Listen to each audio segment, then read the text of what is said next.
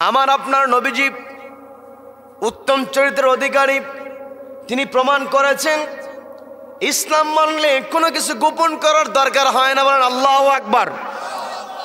নবীজির সাহাবী রাফি ইবনে খাদিজ মামার সঙ্গে যখন হাজির হয়েছেন, নবীজি দেখে মুস্কি হাসি দিলেন। নবীজি কিছু বলার আগেই ওই সাহাবীর মামা গিয়ে বলছে, ইয়া রাসূলুল্লাহ, ইয়া হাবিবাল্লাহ, আমার ভাগিনা বয়স কম, আপনার কাছে বয়স কম মনে হতে পারে, আসলে তো বয়স কম, আপনি তাকে অনুমতি নাও দিতে পারেন, তবে আমি আপনার কাছে এসেছি একটা বিষয় সুপারিশ করার জন্য, সেটা হলো আমার ভাগিনা বয়স ছোট হলেও সে বড় মানুষদেরকে তীরের যে তীর ধনুকের খেলায় পরাজিত করে দেয়। বড় মানুষেরাও এর সঙ্গে তীর নিক্ষেপ করে জিততে পারে না। আপনি যদি আমার ভাগিনাকে উহুদের প্রান্তরে যাওয়ার জন্য অনুমতি দিয়ে দেন, ও তীর নিক্ষেপ করে কাফেরদেরকে ধরাশায়ী করে দেবে। আল্লাহু আকবার, আল্লাহু আকবার। যেমন মামা তেমন ভাগিনা, কি কথা বলেন? আর বর্তমানের গুলো উল্টা, মামা ভাগিনাকে বলে, দেখো তো ওখানে একটু কৌশল করেছে, কিছু কামাই করা যায় নাকি, বলে কি বলে না, বলে কি বলে না। আজকে যেই মামাগুলো, যেই বড় বড় মামাগুলো ছোট ছোট ভাগিনাকে ব্যবহার করেছে, ওই মামাগুলোকে ইঁদুরের গর্তের মধ্যেও খুঁজে পাওয়া যাচ্ছে না। কথা বলেন ঠিক কিনা? আমাদের কোরআনের পাখি বলেছিল, একটা সময় আসবে ইঁদুরের গর্ত তোমরা খুঁজে পাবে না। ঠিকই হয়েছে, কি কথা বলেন? আমাদের কোরআনের পাখি বলেছিল, সময় আসবে একটু ঝাঁকা দেবে জনগণ, দিল্লিতে গিয়ে পড়বা, ঠিকই পড়েছে। কি কথা বলেন? তারপর দিল্লি স্বীকার করতে চায় না। কি কথা বলেন? তার মানে আমার আপনার কাছে দুনিয়ার বিষয়টা স্পষ্ট হয়ে গিয়েছে। এই দুনিয়াতে সম্মান যদি চাই, কোরআনের পক্ষেই থাকতে হবে। বন্ধুগণ, নবীজির সাহাবী রাফি ইবনে খাদিজ মামা দুইজন মিলেই নবীজির কাছ থেকে অনুমতি নিয়ে নিলেন। রাফি ইবনে খাদিজ রাদিয়াল্লাহু তাআলা অনুমতি পেয়ে যুদ্ধের ময়দানে চলে গিয়েছেন। যুদ্ধের ময়দানে গিয়ে উহুদের প্রান্ত থেকে তিনি বারবার তীরগুলো নিক্ষেপ করছিলেন। তার ছুড়ে দেওয়া তীরগুলো কাফেরদেরকে ধরাশায়ী করছিল। এক এক করে কাফেরকে দুনিয়া থেকে তিনি বিদায় করছেন। বলেন আল্লাহু আকবার, বলেন আল্লাহু আকবার। তার নিক্ষেপ করা তীরগুলো লক্ষ্যভ্রষ্ট হয় না, একেবারে সফলতার সাথে আঘাত করে ফেলে। এই দৃশ্যটা দেখেছে একজন কাফের, লক্ষ্য করে দেখলো এই যে তীর নিক্ষেপ করছে, এই তীরগুলো তো ব্যর্থ হয় না। সবাই পড়ুন আউযু বিল্লাহি মিনাশ শাইতানির রাজীম।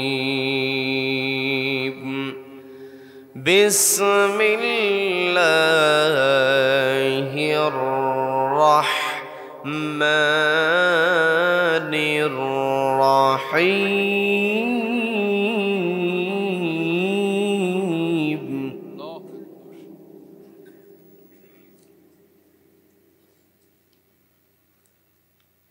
ইয়া আইয়ুহাল্লাযীনা আমানু হাল আদুল্লুকুম আলা তিজারাহ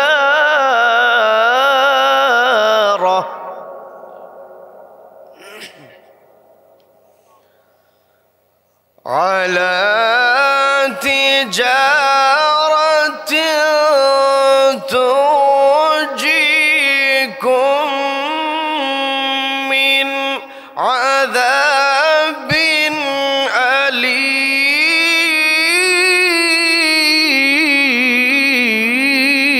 أليم.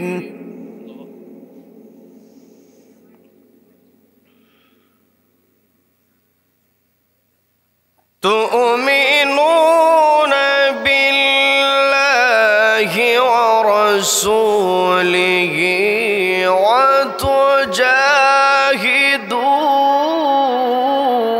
وتجاهدون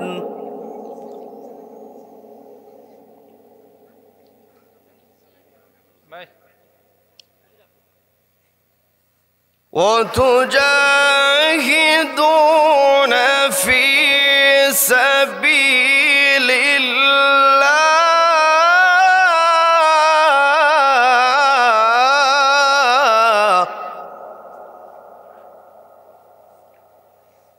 وتجاهدون في سبيل الله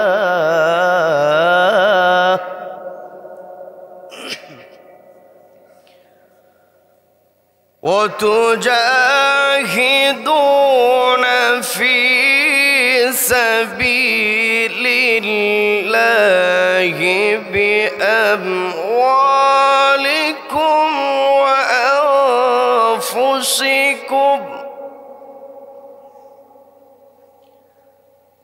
ذلكم خير لكم إن كنتم تعلمون.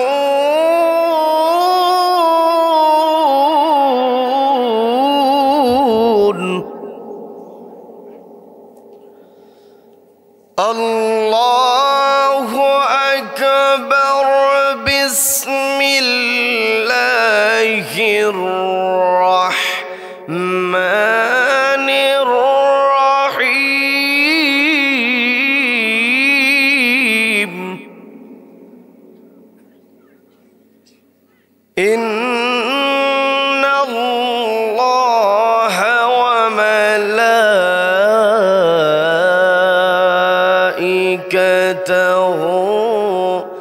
يصلون على النبي يا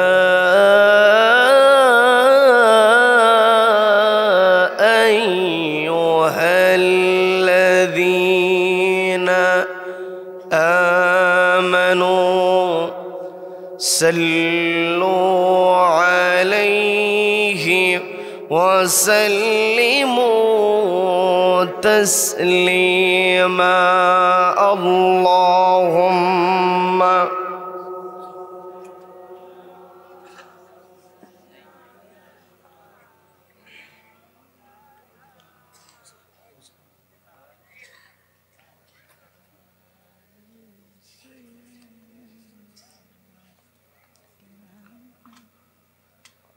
যে মানুষ মানুষের বেদনায়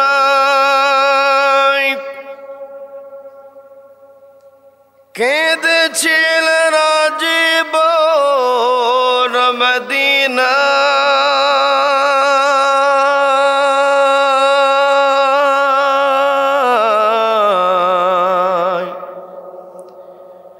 সেই মাটি সেই মানুষ যদি এত সুন্দর না জানি তাহলে আল্লাহ তুমি কত সুন্দর, কত সুন্দর। আল্লাহুম্মা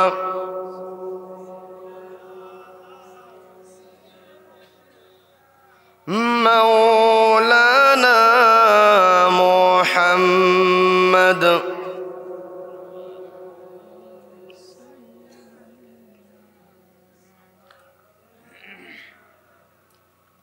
সবাই পড়ুন বালাগাল উলা বিকামালিহি কাশাফাত দুজা বিজামালিহি حسنت جميع خصاله صلوا। বাংলাদেশের অন্যতম প্রসিদ্ধ জেলা বগুড়া জেলার আদমদিঘি উপজেলার চাপাপুর পালনকড়ি দক্ষিণ পাড়া জামে মসজিদ মুসল্লিবৃন্দের আয়োজনে চতুর্থ বার্ষিকী বিরাট ইসলামী জলসা আজকের এই রহমতপূর্ণ বরকতপূর্ণ দ্বীনি মজলিসের সভাপতিত্ব করছেন জনাব মোহাম্মদ আব্দুর রাজ্জাক মন্ডল সাহেব, জনাব মোহাম্মদ কাজিমউদ্দিন প্রামাণিক সাহেব, সহ সভাপতি আলহাজ মোহাম্মদ তৌফিকুল ইসলাম, জনাব মোহাম্মদ আবু হেনা মুস্তফা কামাল, জনাব মোহাম্মদ আব্দুস সালাম সাহেব। আজকের মাহফিলের সম্মানিত প্রধান অতিথি জনাব মোহাম্মদ ইউনুস আলী দুলাল সাহেব। আমার পূর্বে কথা বলেছেন উদীয়মান তরুণ আলোচক, বিশিষ্ট ইসলামী চিন্তাবিদ, আমার অত্যন্ত কাছের, ভালোবাসার, স্নেহের জনাব হাফেজ মাওলানা মোহাম্মদ মাসুম বিল্লাহ নুমানি সাহেব। রব্বুল আলামিন তার কণ্ঠকে আমৃত্যু ইসলামের জন্য কবুল করে নিন, বলেন আমিন। কথা বলেছেন শ্রদ্ধাভাজন আলেমে দ্বীন, বিশিষ্ট ইসলামী চিন্তাবিদ, আলেমে দ্বীন আলহাজ হাফেজ মাওলানা মোহাম্মদ শহীদুল ইসলাম সাহেব। রব্বুল আলামিন তার খেদমতগুলোকে কবুল করে নিন, বলেন আমিন। উপস্থিত রয়েছেন আমন্ত্রিত উলামায়ে কেরাম, আমন্ত্রিত অতিথিবৃন্দ। মাহফিল উপস্থাপনায় রয়েছেন আত্রাই মাদ্রাসার সম্মানিত সহকারী প্রধান শিক্ষক শ্রদ্ধাভাজন মাওলানা মোহাম্মদ আব্দুস সালাম সাহেব সহ উপস্থিত রয়েছেন অত্র এলাকার মুরব্বীবৃন্দ, অত্র এলাকাবাসী, বিশেষ করে আমার সামনে বসে আছেন যারা অত্র এলাকার পার্শ্ববর্তী এলাকা হতে আগত কোরআন প্রেমিক, নবী প্রেমিক, তাওহীদি জনতা, পর্দার অন্তরাল থেকে শুনছেন আমার অত্যন্ত শ্রদ্ধেয় মা এবং বোনেরা। আলোচনার সূচনায় আমি আপনাদেরকে অভিনন্দন জানাচ্ছি, মোবারকবাদ জানিয়ে জিজ্ঞাসা করছি আপনারা সকলে কেমন আছেন? আলহামদুলিল্লাহ। রব্বুল আলামিন আমাকেও ভালো রেখেছেন, বলি আলহামদুলিল্লাহ, বলি আলহামদুলিল্লাহ। আল্লাহু আকবার, লা ইলাহা ইল্লাল্লাহু, আল্লাহু আকবার, ওয়ালিল্লাহিল হামদ, ওয়ালিল্লাহিল হামদ। আমরা কৃতজ্ঞতা আদায় করলাম কার? জীবনের প্রত্যেকটা ক্ষেত্রে প্রশংসা করতে হবে একজনের, তিনি কে? আমাকে আপনাকে সৃষ্টি করেছেন কে? Allah is the creator of all creations. যত সৃষ্টি আছে সব সৃষ্টির স্রষ্টা হলেন রব্বুল আলামিন। কাজেই প্রশংসা আমার আপনার করতে হবে কেবল আল্লাহরই। কি কথা বলেন, কি কথা বলেন? এই জন্য মুমিনের জীবনে সব সময় প্রশংসা আছে না নেই? আপনার মাইক এটাই সর্বোচ্চ নাকি? আপনি যে গরম দেখালেন যে আপনি বুঝবেন না। দাঁড়ান দাঁড়ান, আমি কথা বলছি, আমি কথা বলছি। আপনি ওনাকে যে বললেন ঠিক করার জন্য, উনি বলল আপনার গরমে আপনার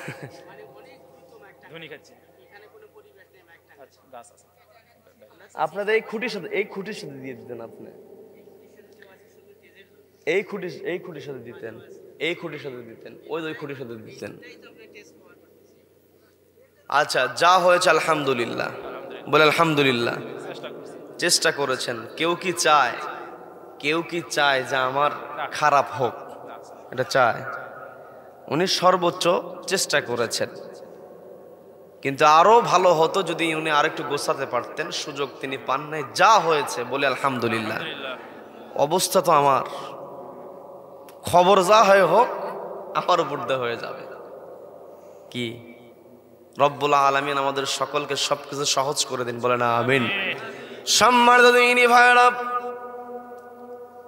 যেই কথা বলছিলাম, আমার আপনার জীবনের প্রত্যেকটা সময় আমার আপনার দায়িত্ব হলো রব্বুল আলামিনকে স্মরণ করা। রব্বুল আলামিনের প্রশংসা আমার আপনার জন্য বাধ্যতামূলক করে দিয়েছেন কে?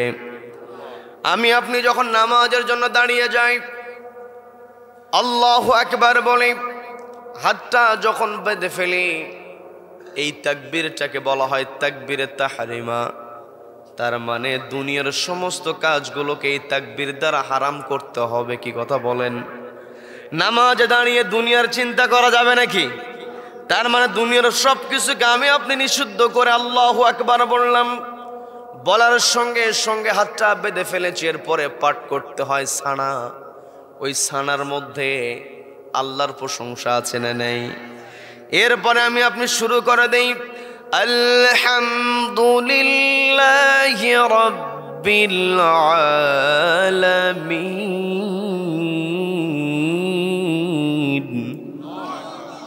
আল্লাহ রাব্বুল আলামিনের প্রশংসা কেবল হবে জগৎ সময়ের প্রতিপালক আল্লাহ রাব্বুল আলামিনের জন্য। এই জায়গাতে আলহামদু আলিফ লাম দ্বারা নির্দিষ্ট করে দেওয়া হয়েছে। যারা উলামায়ে কেরাম আছেন তারা সহজেই বুঝতে পারবেন। আরবিতে কোনো কিছুকে নির্দিষ্ট করতে হলে ওই আরবি শব্দের পূর্বে আলিফ লাম বসাতে হয়। ইংরেজিতে যেমন দা ব্যবহার করা হয়, আর্টিকেল দা আছে না নাই? আরবিতে এটাকে বলা হয় মাআরিফার যেই চিহ্ন। সেই দিকে আমি যাব না, বিস্তারিত কথা বলবো না, কিন্তু বোঝানোর জন্য বলছি। সমস্ত প্রশংসা জগৎসমূহের প্রতিপালক রব্বুল আলামিনের জন্য, যে রব্বুল আলামিন আমাকে আপনাকে সৃষ্টি করেছেন। পৃথিবীতে যত সৃষ্টি আছে আমার আপনার চাইতে শ্রেষ্ঠ কোন সৃষ্টি আছে নাকি? আমরা হলাম আশরাফুল মাখলুকাত। আমাকে আপনাকে আল্লাহ রাব্বুল আলামিন শ্রেষ্ঠ সৃষ্টি বানিয়েছেন। এই শ্রেষ্ঠত্ব আমি আপনি তখনই ধরে রাখতে পারবো যখন আমি আপনি কৃতজ্ঞতা আদায় করব। কারণ আল্লাহ হলেন রব্বুল আলামিন। সেই রবের কালাম থেকে কথা শোনার জন্য আমরা আসতে পেরে খুশি না বেজার? সবাইকে বলতে হবে খুশি না বেজার? আপনাদের একটু কথা বলতে হবে, বিরক্ত হবেন নাকি? আমি যখন কোরআন তেলাওয়াত করছিলাম, একেতে মাইকের অবস্থা খারাপ, আবার আপনাদের কোন আল্লাহু আকবার নাই। এরপরে কি আল্লাহু আকবার বলতে পারবেন নাকি? ইশারা দিলে হয় যে তাই তো মুরব্বি একের কথা বলেছে আল্লাহু আকবার, তার মানে ইশারা দিব, আপনারা তাকবীর দিবেন। ঠিক আছে তো? ইনশা সম্মানিত দিনী ভাইরা, আমরা শুনতে এসেছি আল্লাহর কালাম। এই আল্লাহর কালামের মধ্যে কোনো সন্দেহ আছে নাকি? লা রাইবা ফি, দেয়ার ইজ নো ডাউট। কোরআনের মধ্যে কোনো সন্দেহ নাই। এই সন্দেহমুক্ত কিতাব রব্বুল আলামিন আমাকে আপনাকে দিয়েছেন। এই কোরআনের মধ্যে এমন কোন বিষয় নাই যা আল্লাহ তুলে ধরেন নাই। তিবিয়ানান লিকুল্লি শাই। আমার আপনার জীবনে যা যা দরকার সবকিছু আল্লাহ কোরআনে তুলে ধরেছেন। এই কোরআন দিয়ে রাষ্ট্র কেমন করে পরিচালনা করতে হবে, এই কোরআন দিয়ে ব্যক্তিগত জীবনকে কেমন করে সাজাতে হবে, এই কোরআন দিয়ে পারিবারিক জীবন কেমন করে সাজাতে হবে। পারিবারিক জীবন যদি সাজাতে চাই সেখানে মা বোনদের দরকার আছে না নাই? পর্দাওয়ালার মা বোনেরা শুনছেন, কানটা একটু খাড়া করে শুনবেন, বোঝার চেষ্টা করবেন। আমি আপনি শীতের মধ্যে ইচ্ছা করলে লেপের মধ্যে কম্বলের মধ্যে থাকতে পারতাম, কিন্তু আমি আপনি থাকি নাই। এসেছি কাকে সন্তুষ্ট করার জন্য। খুবই সুন্দর একটা স্লোগান আমার সামনে চোখে পড়ে গেছে, জান্নাতে গেলে থাকবে না কোনো দুঃখ, জান্নাত অর্জন হোক আমাদের লক্ষ্য। এটা আমার আপনার কথা নয়, এই কথা কোরআনের মধ্যে ঢুকিয়ে দিয়েছেন কে?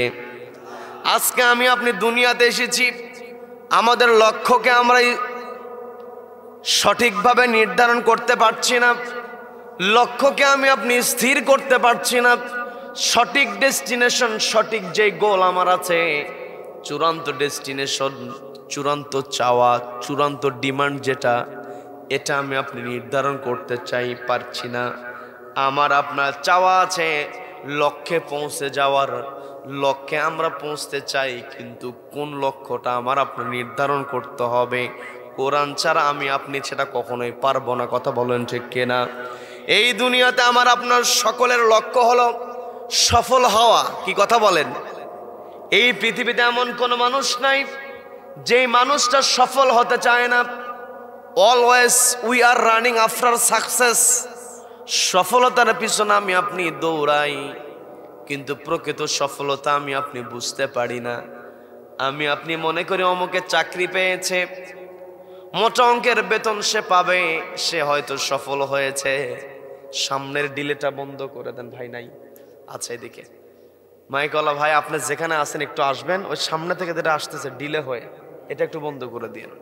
সম্মানিত দিনী ভাইয়েরা, যে কথাই ছিলাম, আমাকে আপনাকে সফলতা বলতে ওই ভালো চাকরি পেয়েছি এটাকে সফলতা মনে করা যাবে না।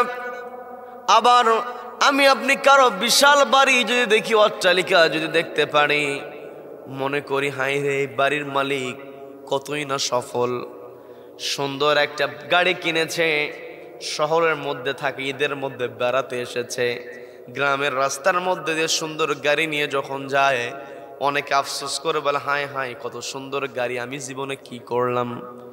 এমন কথা বলে আফসোসও করে, আছে না নাই? মনে করো এই গাড়ির মধ্যে সফলতা, মনে করে বাড়ির মধ্যে সফলতা, চাকরির মধ্যে সফলতা, টাকা পয়সা, ধন দৌলত, ব্যবসায় ভালো প্রফিট করেছে, লাভ করতে পেরেছে, আমরা তাকে সফল বলি। আমরা মনে করি সে তার লক্ষ্যে পৌঁছে গিয়েছে, সফল হয়েছে। কিন্তু না না, কোরআনকে যদি প্রশ্ন করা হয়, কোরআন কে আসলে সফল হয়েছে একটু জানিয়ে দাও, কোরআন জবাব দিতে পারে কি পারে না? পবিত্র কোরআনের 3 নম্বর সূরা, সূরা আল ইমরানের 185 নম্বর আয়াতে রব্বুল আলামিন সুন্দর করে জানিয়ে দিচ্ছেন, ফামান যুহজিহা আনিন নারি ওয়া উদখিলাল জান্নাতা ফাকাদ ফাজ।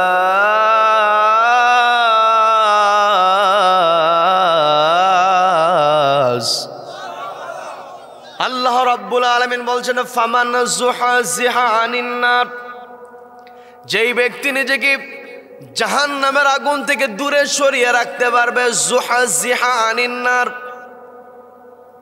জাহান্নামের আগুন থেকে নিজেকে দূরে সরিয়ে, ওয়া উদখিলাল জান্নাহ, এবং জান্নাতে প্রবেশ করতে পারবে, ফাকাদ ফাজ, ওই ব্যক্তি প্রকৃত সফল। কি কথা বলেন? তার মানে এই আয়াত দ্বারা যেটা আমরা বুঝলাম, সেভিং ফ্রম হেল ফায়ার, জাহান্নামের আগুন থেকে নিজেকে সেভ করা, ওয়া উদখিলাল জান্নাহ, এবং জান্নাতে প্রবেশ করা, এন্টারিং টু দ্য প্যারাডাইস, জান্নাতের মধ্যে প্রবেশ করা, দুইটার মধ্যে রয়েছে সফলতা। এখন আমি আপনি যদি নিজেকে জাহান্নাম থেকে সেভ করতে চাই, আমি আপনি যদি নিজেকে জাহান্নাম থেকে বাঁচাতে চাই, কোরআনকে প্রশ্ন করলে কোরআনের কাছে জবাব আছে না নাই? সবাইকে বলতেও জবাব আছে না নাই? আমি আমার আলোচনার সূচনায় পবিত্র কোরআনের 61 নম্বর সূরা, সূরা সফের 10 এবং 11 নম্বর আয়াতে কারিমা তেলাওয়াত করেছি। 10 নম্বর আয়াতে আল্লাহ রাব্বুল আলামিন ঈমানদারদেরকে ডাক দিলেন, বলছেন, ইয়া আইয়ুহাল্লাযীনা আমানু, ওহে যারা ঈমান আনয়ন করেছ, হাল আদুল্লুকুম আলা তিজারাতিন তুজিকুম মিন আযাবিন আলীম, হাল আদুল্লুকুম, আমি কি তোমাদেরকে জানিয়ে দেব, আলা তিজারা, এমন একটি ব্যবসার বিষয়ে, তুনজিকুম মিন আযাবিন আলীম, যেই ব্যবসাটা তুনজিকুম, তোমাদেরকে বাঁচিয়ে দেবে, তোমাদেরকে সেভ করে দেবে, অর্থাৎ জাহান্নামের আগুন থেকে, তুনজিকুম মিন আযাবিন আলীম, যন্ত্রণাদায়ক শাস্তি থেকে, যেই ব্যবসা তোমাদেরকে বাঁচিয়ে দেবে, আমি কি তোমাদেরকে সেই ব্যবসার কথা জানিয়ে দেব? প্রশ্ন করছেন কে? সবাইকে বলতে, প্রশ্ন করছেন কে? আল্লাহ প্রশ্ন করলেন। প্রশ্ন করে আবার নিজে আল্লাহ জবাব দিয়ে বলছেন, তুমিনুনা বিল্লাহি ওয়া রাসূলিহি ওয়া তুজাহিদুনা ফি সাবিলিল্লাহি বিআমওয়ালিকুম ওয়া আনফুসিকুম, যালিকুম খায়রুল লাকুম ইন কুনতুম তা'লামুন।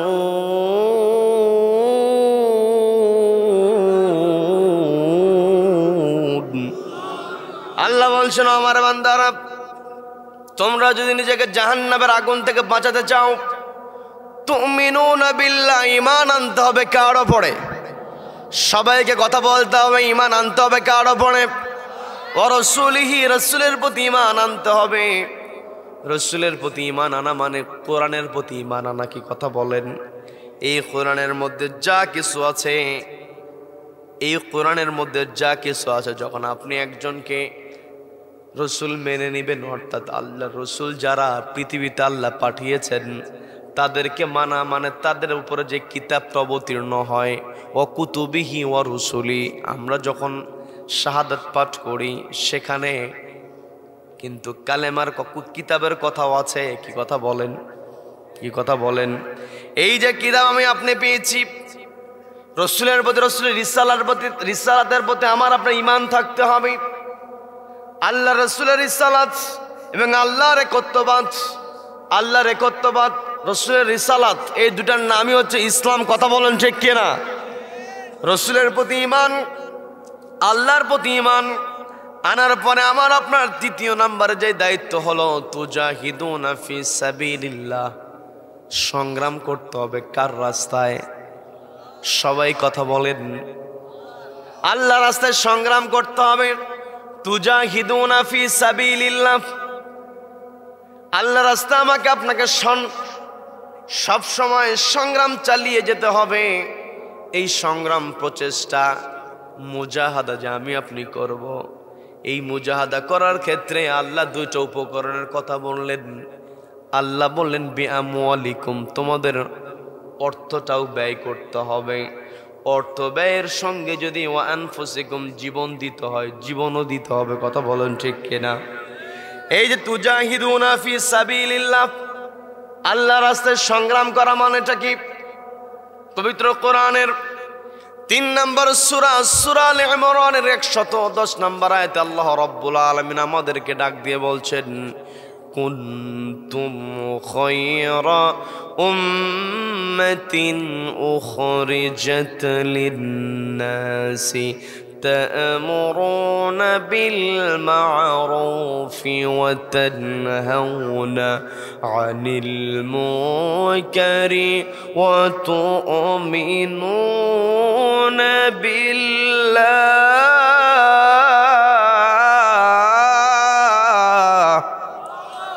আল্লাহ রাব্বুল আলামিন আমাকে আপনাকে বলছেন কুনতুম খায়রা উম্মাহ, তোমরা উত্তম জাতি পরিণত হতে পারবে, তোমরা উত্তম জাতি। উখরিজাত লিন্নাস, তোমাদেরকে বের করে নিয়ে আসা হয়েছে মানুষের জন্য। তার মানে এই পৃথিবীতে আমার আপনার দায়িত্ব হলো, আমি আপনি যদি নিজেকে উত্তম বানাতে চাই, আমি আপনি যদি নিজেকে শ্রেষ্ঠ বানাতে চাই, আল্লাহ বললেন তা'মুরুনা বিল মা'রুফ, সৎ কাজের আদেশ দাও, ওয়াতানহাউনা আনিল মুনকার, অসৎ কাজে বাধা প্রদান করো। আল্লাহ বললেন তুজাহিদুনা ফি সাবিলিল্লাহ, আল্লাহ রাস্তায় সংগ্রাম করো। আর আল্লাহ রাস্তায় যখন আমি আপনি সংগ্রাম করব, তখন আমার আপনার 1 নম্বরের কর্মসূচি হবে তা'মুরুনা বিল মা'রুফ, সৎ কাজের আদেশ দিতে হবে।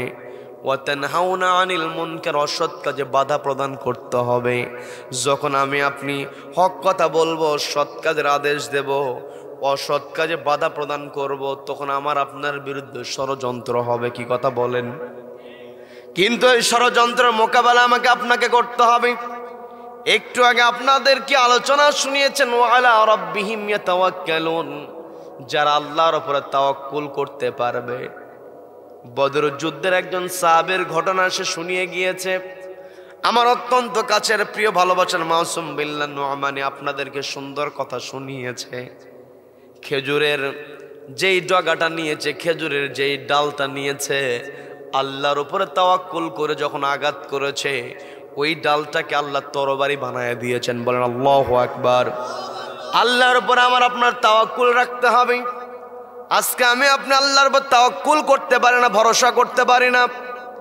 আবার এই পৃথিবীতে দেখবেন একদল মানুষ আছে, তাদেরকে যতই নির্যাতনের মুখোমুখি রাখা হোক না কেন, তাদেরকে যতই নির্যাতন করা হোক না কেন, দিনের পর দিন বন্দি অবস্থায় রাখে, তবুও তা'মুরুনা বিল মা'রুফ, সৎ কাজের আদেশ দেওয়া, ওয়া তানহাউনা আনিল মুনকার, অসৎ কাজে বাধা প্রদান করা, অসৎ কাজের বিরুদ্ধে কথা বলা থেকে পিছপা হয় না, এমনও মানুষ আমরা দেখেছি। কথা বলেন। বন্দি অবস্থায় রেখে দেওয়া হয়েছে আমার আপনার নবী বিশ্বনবী জনাবে মুহাম্মদুর রাসূলুল্লাহ সাল্লাল্লাহু আলাইহি ওয়াসাল্লাম। নবীজি যখন হক কথা বললেন, নবীজির বিরুদ্ধেও তারা ষড়যন্ত্র করেছিল। সেই ষড়যন্ত্রের কথা আল্লাহ সূরা আনফালের মধ্যে বলেছেন। আল্লাহ বললেন, وَإِذْ يَمْكُرُ بِكَ الَّذِينَ كَفَرُوا لِيُثْبِتُوكَ أَوْ يَقْتُلُوكَ أَوْ يُخْرِجُوكَ وَيَمْكُرُونَ وَيَمْكُرُ اللَّهُ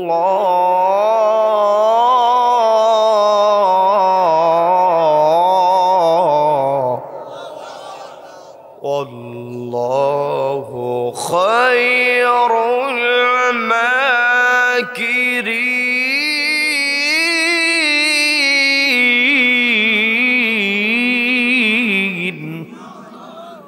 আল্লাহ বলছেন, ওগো নবী স্মরণ করুন সেই সময়ের কথা। ওয়াইদ ইয়ামকুরু বিকাল্লাযীনা কাফারু, যখন কাফেররা আপনার বিরুদ্ধে ষড়যন্ত্র করেছিল। এক নম্বরে লিউসবিতুক, তারা আপনাকে বন্দি অবস্থায় রেখে দিয়েছিল।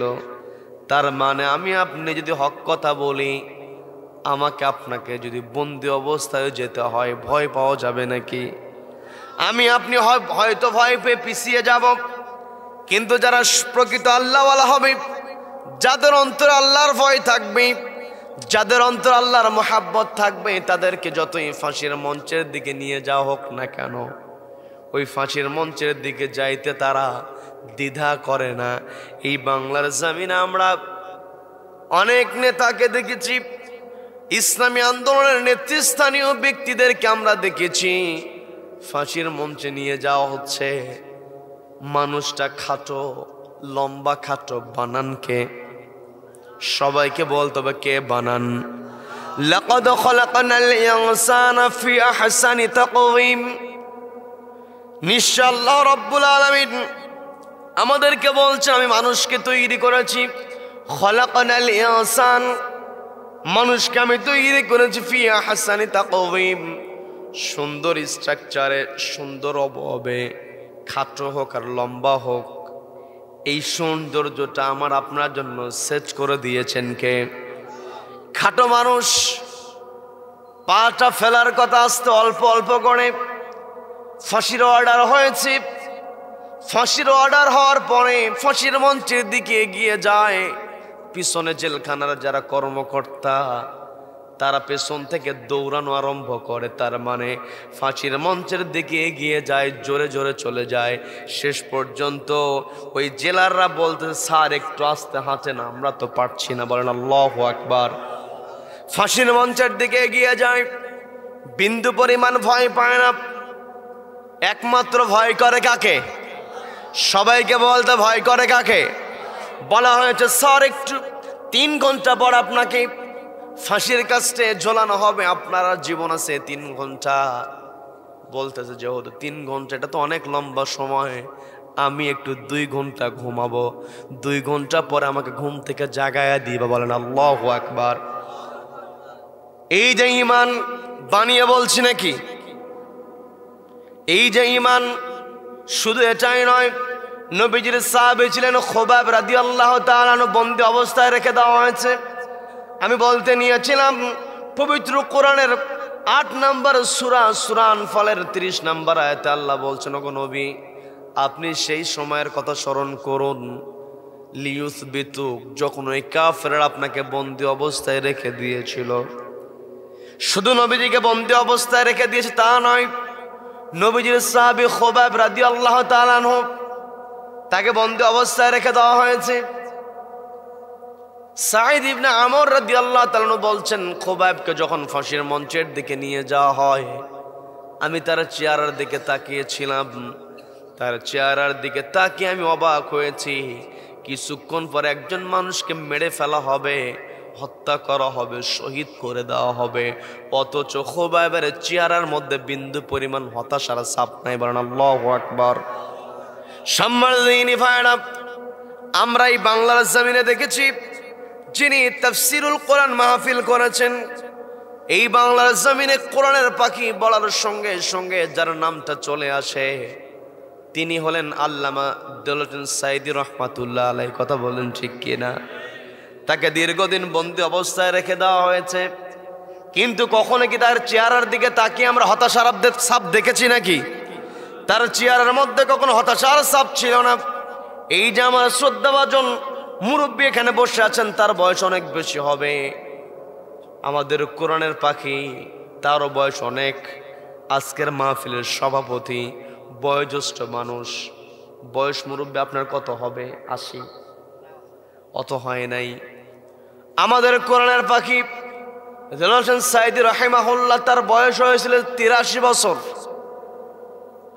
এই 83 বছর বয়সী দীর্ঘ 13টা বছর পরিবারের সঙ্গে সাক্ষাৎ করতে দেওয়া হয় নাই ঠিক মতো। যেই বয়সে পরিবারের সঙ্গে থাকার কথা, নাতিপুতির সঙ্গে খেলাধুলা করার কথা, সেই সময়টাতে তাকে বন্দি অবস্থায় রেখে দেওয়া হলো। একটা বারের জন্য তিনি হতাশ হন নাই, ভরসা রেখেছেন কার ওপরে? বরং ছেলেরা গিয়ে কান্নাকাটি করেছে, চোখের পানি ফেলেছে। তিনি বলেছেন খবরদার, খবরদার, চোখের পানি ফেলবা না। বলেন আল্লাহু আকবার। সর্বশেষ তিনি যখন দুনিয়া থেকে বিদায় হলেন, তাকে ইনজেকশন পুশ করে হত্যা করা হলো। তার আগের দিনে পরিকল্পনা করে জেলখানা থেকে তাকে নিয়ে আসা হলো হসপিটালে। তিনি অ্যাম্বুলেন্স থেকে নামলেন। ওই নামার পরে উপস্থিত সবাইকে লক্ষ্য করে সালাম দিলেন। আর সালামের সঙ্গে তিনি যেই হাসিটা দিয়েছেন, কিয়ামত পর্যন্ত যারা ইসলামী আন্দোলন করবে, তা'মুরুনা বিল মা'রুফ, সৎ কাজের আদেশ দেবে, ওয়া তানহাউনা আনিল মুনকার, অসৎ কাজের বিরুদ্ধে কথা বলবে, ওই কোরআনের পাখির হাসিটা হলো তাদের জন্য অনুপ্রেরণা। কথা বলেন ঠিক কিনা? সম্মানিত দিনী ভাইরা, এই পৃথিবীতে এক শ্রেণীর মানুষ থাকবে যারা একমাত্র আল্লাহকে ভয় করবে, আল্লাহর সন্তুষ্টির জন্য নিজের জীবনের মায়া তারা ছেড়ে দেবে। কারণ যারা মুমিন, মুমিনের পরিচয় আল্লাহ বলছেন, ইন্নাল্লাহা আশতারা মিনাল মুমিনিনা আনফুসাহুম ওয়া আমওয়ালাহুম বিআন্না লাহুমুল জান্নাহ।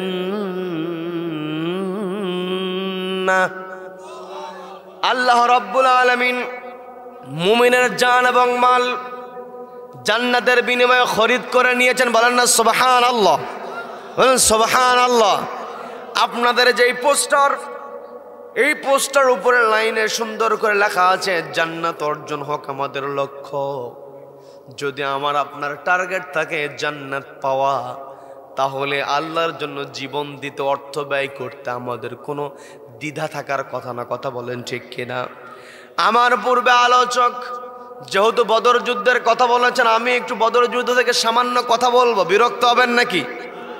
বদর যুদ্ধ হয়েছে, নবীজিকে আল্লাহ বলছেন, ওগো নবী আপনি স্মরণ করুন সেই সময়ের কথা। 1 নম্বরে তারা আপনাকে বন্দি অবস্থায় রেখে দিয়েছে। 2 নাম্বার আও ইয়াকতুলুক, আপনাকে তারা হত্যার পরিকল্পনা করেছে। 3 নাম্বারে আও ইখরিজুক, তারা আপনাকে জন্মভূমি ছেড়ে হিজরত করতে, খুরুজুন ইউখরিজুক, আপনাকে বের হতে বাধ্য করেছে। তার মানে আমার আপনার নবীজি কোরআনের হক কথা বলতে গিয়ে, মানুষকে সৎ কাজের দিকে আহ্বান করতে গিয়ে, মানুষ যদি অসৎ কাজে চলে, অসৎ কাজে বাধা প্রদান করতে গিয়ে নবীজিকে নিজের ভিটে মাটি ছাড়তে হয়েছে। কথা বলেন ঠিক কিনা? নবীজি সাহাবীদেরকে নিয়ে মক্কা থেকে মদিনায় চলে গেলেন।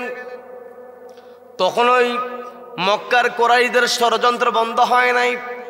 বদর যুদ্ধের ডাক দিয়েছি, নবীজি সাহাবীদের মধ্য থেকে শেষ করে দেব নাকি? শেষ করে দেব?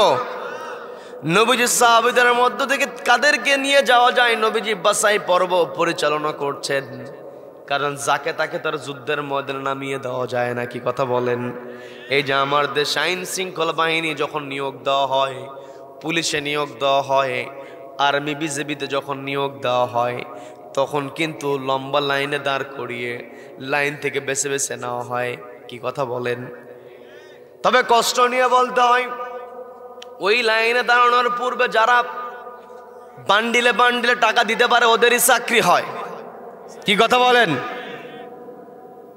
ওই সমস্ত কুলাঙ্গারেরা টাকা দিয়ে চাকরি নিয়ে থাকে, আর চেয়ারে যারা বসে ওই নিজেদের চেয়ারটাকে টিকিয়ে রাখার জন্য ওই সমস্ত নিজেদের পছন্দের লোককে বসায়া দেয়। কি কথা বলেন? যতই পছন্দের লোককে বসাক না কেন, এই চেয়ারের মালিকানা মূলত কার হাতে? কোরআন জানিয়ে দিচ্ছে, কুলিল্লাহুম্মা মালিকাল মুলকি তুতিল মুলকা মান তাশা ওয়া তাযিউল মুলকা মিম্মান তাশা ওয়া তুইজ্জু মান তাশা ওয়া তুযিল্লু মান তাশা বিয়াদিকাল খায়র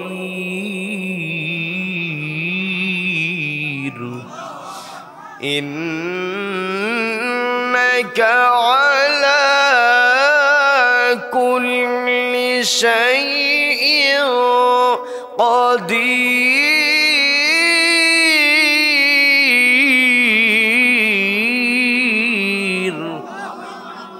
আল্লাহ বলছেন, ওগো নবী আপনি ঘোষণা করুন, কুল আপনি বলুন, আল্লাহুম্মা মালিকাল মুলক, ওগো আল্লাহ আপনি হলেন রাজত্বের মালিক, তুতিল মুলকা মান তাশা, আপনি যাকে ইচ্ছা ক্ষমতা দিতে পারেন, ওয়া তানজিউল মুলকা মিম্মান তাশা, আপনি যার কাছ থেকে ইচ্ছা ক্ষমতা কেড়ে নিতে পারেন। কথা বলেন ঠিক কিনা? এই ক্ষমতা টিকিয়ে রাখার জন্য নিজের পছন্দের লোক যতই নিয়োগ দিক না কেন, আল্লাহ যদি চান চেয়ার থেকে নামায় দিতে আল্লাহর বড় কোনো শক্তির প্রয়োজন হয় না। কথা বলেন? নমরুদকে আল্লাহ রাব্বুল আলামিন দুনিয়া থেকে বিদায় করলেন মশা দিয়া, তাও আবার ল্যাংড়া মশা। কি কথা বলেন? ফেরাউন এত বড় ক্ষমতাধর, ও নিজেকে বড় খোদা দাবি করেছে। ওই ফেরাউনকে আল্লাহ রাব্বুল আলামিন দুনিয়া থেকে বিদায় করলেন পানির মধ্যে চুবায়ে মেরে। হাজার হাজার পাইক পেয়াদা থাকার পরও পানিতে চুবায়ে মরা কেমনটা সহজ মরণ। কি কথা বলেন? কি কথা বলেন? কারণ মানুষ যেখানে থাকে সেখানে কিন্তু পানিতে ডুবে মরার কোনো সম্ভাবনা থাকে না। কি কথা বলেন? কিন্তু আল্লাহ রাব্বুল আলামিন সিম্পল ভাবে যারা ক্ষমতার চেয়ারে বসে যারা জুলুম করে, এই জালিমদেরকে মারার জন্য আল্লাহ বড় কোনো অস্ত্র ব্যবহার করে না। কথা বলেন? যখন আব্রাহা হস্তি বাহিনী নিয়ে কাবাগর আক্রমণ করেছিল, ওই আব্রাহাকে মারার জন্য আল্লাহ বড় কোনো বাহিনী ব্যবহার করেন নাই, ছোট্ট ছোট্ট আবাবিল পাখি প্রেরণ করলেন। একেবারে ঠোঁটের মধ্যে পায়ের মধ্যে মটর দানার মতো পাথর কুচি উপর থেকে ছেড়ে দিয়েছে, বিশাল হস্তি বাহিনী নাস্তানাবুদ হয়েছে। কথা বলেন ঠিক কিনা? যে আবু জাহেল নবীজির বিরুদ্ধে এত ষড়যন্ত্র করেছে, নবীজিকে কষ্ট দিয়েছে, সে তো বড় লিডার ছিল। ওই লিডারকে মারার জন্য আল্লাহ বড় কোনো যোদ্ধা প্রেরণ করেন নাই। রব্বুল আলামিন ছোট্ট ছোট্ট দুই ভাই মাআজ এবং মুআজ, ছোট বাচ্চাকে দিয়ে ওই আবু জেহেলকে নাস্তানাবুদ করেছেন। কথা বলেন ঠিক কিনা? তার মানে যারা ক্ষমতা টিকিয়ে রাখার চেষ্টা করবে, আবু জেহেলকে বলা হয়েছে আপনার ভাতিজা তো ভালো কথা বলে, আপনার ভাতিজা যেই কথাগুলো বলে এই কথাগুলোকে আসলে সঠিক কিনা? আবু জেহেল বলেছে একেবারে পুরোপুরি সঠিক। তাহলে আপনি বিরোধিতা কেন করেন? বলে আমি বিরোধিতা এই জন্য করি, আমি যদি চুপ থাকি তাহলে আমার চেয়ার থাকবে না, ভাতিজাকে মানতে হবে। কি কথা বলেন? আবু জেহেল চেয়েছিল চেয়ারটাকে টিকিয়ে রাখার জন্য, কিন্তু আবু জেহেলকে আল্লাহ রাব্বুল আলামিন দুনিয়া থেকে বিদায় করলেন একেবারে শিশুদেরকে দিয়া। আবার এই বাংলার জমিনে নিজের পছন্দের লোক দিয়ে প্রত্যেকটা জায়গায় লোক সেট করেছে, যেখানেই যাবে সেখানেই নিজের লোক, সেখানেই জয় বাংলার লোক। কি কথা বলেন? কি কথা বলেন? সব জায়গাতে জয় বাংলার গিট্টু পাকাইছে, কিন্তু রব্বুল আলামিন তো স্পষ্ট জানায় দিলেন ওয়া তানজিউল মুলকা মিম্মান তাশা, আমি রব্বুল আলামিনের ক্ষমতা ইচ্ছা হলো আল্লাহ যার কাছ থেকে চান সঙ্গে সঙ্গে ক্ষমতা টান দিয়ে কেড়ে নেন। কথা বলেন ঠিক কিনা? আল্লাহ রাব্বুল আলামিন এই জয় বাংলার হাজার হাজার গিফট দেওয়ার পরও রব্বুল আলামিন এই বাংলার লেডি ফেরাউন, লেডি নমরুদ, লেডি আবু জেহেল, কি কথা বলেন, কি কথা বলেন, এ যখন তার সীমা অতিক্রম করেছে, রব্বুল আলামিন কোন বড় দলকে পাঠালেন না, প্রশিক্ষিত কোন বাহিনীকে আল্লাহ পাঠালেন না, নিরস্ত্র ছাত্র জনতাকে আল্লাহ সামনের কাতারে দিলেন। ওই লেডি ফেরাউন পালাতে বাধ্য হয়েছে, কথা বলেন ঠিক কিনা? এই জন্য আমাকে আপনাকে খেয়াল করতে হবে, এই পৃথিবীতে আমি আপনি যদি আল্লাহর পক্ষে কথা বলতে পারি, আল্লাহর বিধানের আলোকে কথা বলতে পারি, তা'মুরুনা বিল মারুফ, সৎ কাজের আদেশ দিতে পারি, ওয়া তানহাউনা আনিল মুনকার, অসৎ কাজে বাধা প্রদান করতে পারি, এই বাংলার জমিন থেকে আমাদেরকে কখনো পালাতে হবে না, কথা বলেন ঠিক কিনা? যারা আল্লাহর জমিন আল্লাহর কোরআনের কথা বলে তাদেরকে কখনো পালাতে হয় না, কি কথা বলেন? এই জন্য আমাকে আপনাকে আল্লাহর উপরে ভরসা করে আমি আপনি যদি তুজাহিদুনা ফি সাবিলিল্লাহ, আল্লাহ রাস্তায় সংগ্রাম চালিয়ে যেতে পারি, তাহলে আমার আপনার বিজয় আল্লাহ নিশ্চিত দিয়ে দেবেন, কি কথা বলেন? আমি বলতে নিয়েছিলাম নবীজি বাছাই পর্ব পরিচালনা করছেন, সবাইকে তো আর যুদ্ধের ময়দানে নিয়ে যাওয়া যায় না। নবীজি যুদ্ধের ময়দানে সাহাবীদেরকে নিয়ে যাবেন। বাছাই পর্ব যখন চলছে, নবীজির একজন সাহাবী ছিলেন, বয়স তখন তার 14 বছর, নাম হলো রাফি ইবনে খাদিজ রাদিয়াল্লাহু তাআলা আনহু। ও আমার পর্দার মা বোনেরা, কানটা একটু খাড়া করে মনোযোগ দিয়ে শোনার চেষ্টা করুন, বোঝার চেষ্টা করুন। সাহাবীর বয়স হচ্ছে 14 বছর। যখন শুনতে পেয়েছি নবীজি বদরের প্রান্তরে সাহাবীদেরকে নিয়ে যাবে, কাফেরদের বিরুদ্ধে সংগ্রাম করতে হবে, সরাসরি ময়দানে মুখোমুখি হতে হবে, 14 বছর বয়সী খুব বড় নাকি? সবাইকে বলতে হবে খুব বড় নাকি? একাকি এক ঘরে থাকতে দিলে থাকতে পারে না, কি কথা বলে? অনেকে সাহসী আছে, সেই দিকে যাব না। অল্প বয়সী সাহাবী শোনার সঙ্গে সঙ্গে নবীজির সামনে হাজির হয়েছেন। নবীজি জিজ্ঞাসা করছেন, কি ব্যাপার, তুমি কি যুদ্ধের ময়দানে যেতে চাও নাকি? রাফি ইবনে খাদিজ বলছেন, ইয়া রাসূলুল্লাহ, ইয়া হাবিবাল্লাহ, আপনি যদি আমাকে অনুমতি দেন আমি তাহলে যেতে চাই। নবীজি বললেন, আমি তোমাকে তো এই মুহূর্তে অনুমতি দেব না, তুমি অল্প বয়সী, যুদ্ধে যাওয়ার সময় এখনো তোমার হয় নাই, অতএব তোমার কোনো অনুমতি নাই। অনুমতি যখন পায় নাই তখন মনটা খারাপ হয়েছে। নবীজি সান্ত্বনা দিয়ে বলছেন, মন খারাপের কোনো কারণ নাই, তুমি যুদ্ধে যাওয়ার জন্য যে নিয়তটা করেছ, আকাঙ্ক্ষা করেছ, এই নিয়ত করার কারণে আল্লাহ তোমার আমল নামায় সব যুক্ত করে দিয়েছেন, বলেন না সুবহানাল্লাহ। তার মানে ভালো কাজের নিয়ত করলেও সব আছে, বলেন আল্লাহু আকবার। সম্মানিত বন্ধুগণ, ওই সাহাবী সান্ত্বনা পাওয়ার পরে বাড়ি ফিরে গিয়েছেন। নবীজি যুদ্ধের ময়দানে গেলেন। আমার পূর্বে আমার স্নেহের মাসুম বিল্লাহ সুন্দর কথা বলেছে, বিজয় লাভ করে নবীজি যখন বদর প্রান্তর থেকে মদিনায় চলে আসলেন, মুসলমানদের মধ্যে আনন্দের বন্যা, কি কথা বলেন? ওই লেডি ফেরাউন এমন কনফিডেন্স ছিল, সাংবাদিকেরা প্রশ্ন করেছে, আপনি নাকি পালিয়ে গেছেন? ও বলতেছে, আমি পালাই না, আমি বঙ্গবন্ধুর কন্যা, আমি পালাই না। বলেছে কি বলে নাই? অহংকার করেছে। 45 মিনিটের সময় পায় নাই। চূড়ান্ত বিষয় তো আমরা দেখি নাই, যতটুকু আমাদেরকে জানানো হয় ততটুকু আমরা জানি, সেখানে তার বড় কিছু হতে পারে, কানও তো ধরাতে পারে, কি কথা বলেন? যারা কান ধরাবে তারা কি আমাদেরকে বলবে নাকি? যেইটুক বলেছে তাতেই আমরা খুশি, কি কথা বলেন? গোটা দেশের মধ্যে খুশির বন্যা, কি কথা বলেন? যখন এই জগদ্দল পাথর আমাদের সামনে থেকে সরে গেছে, আমরা আনন্দিত হয়েছি।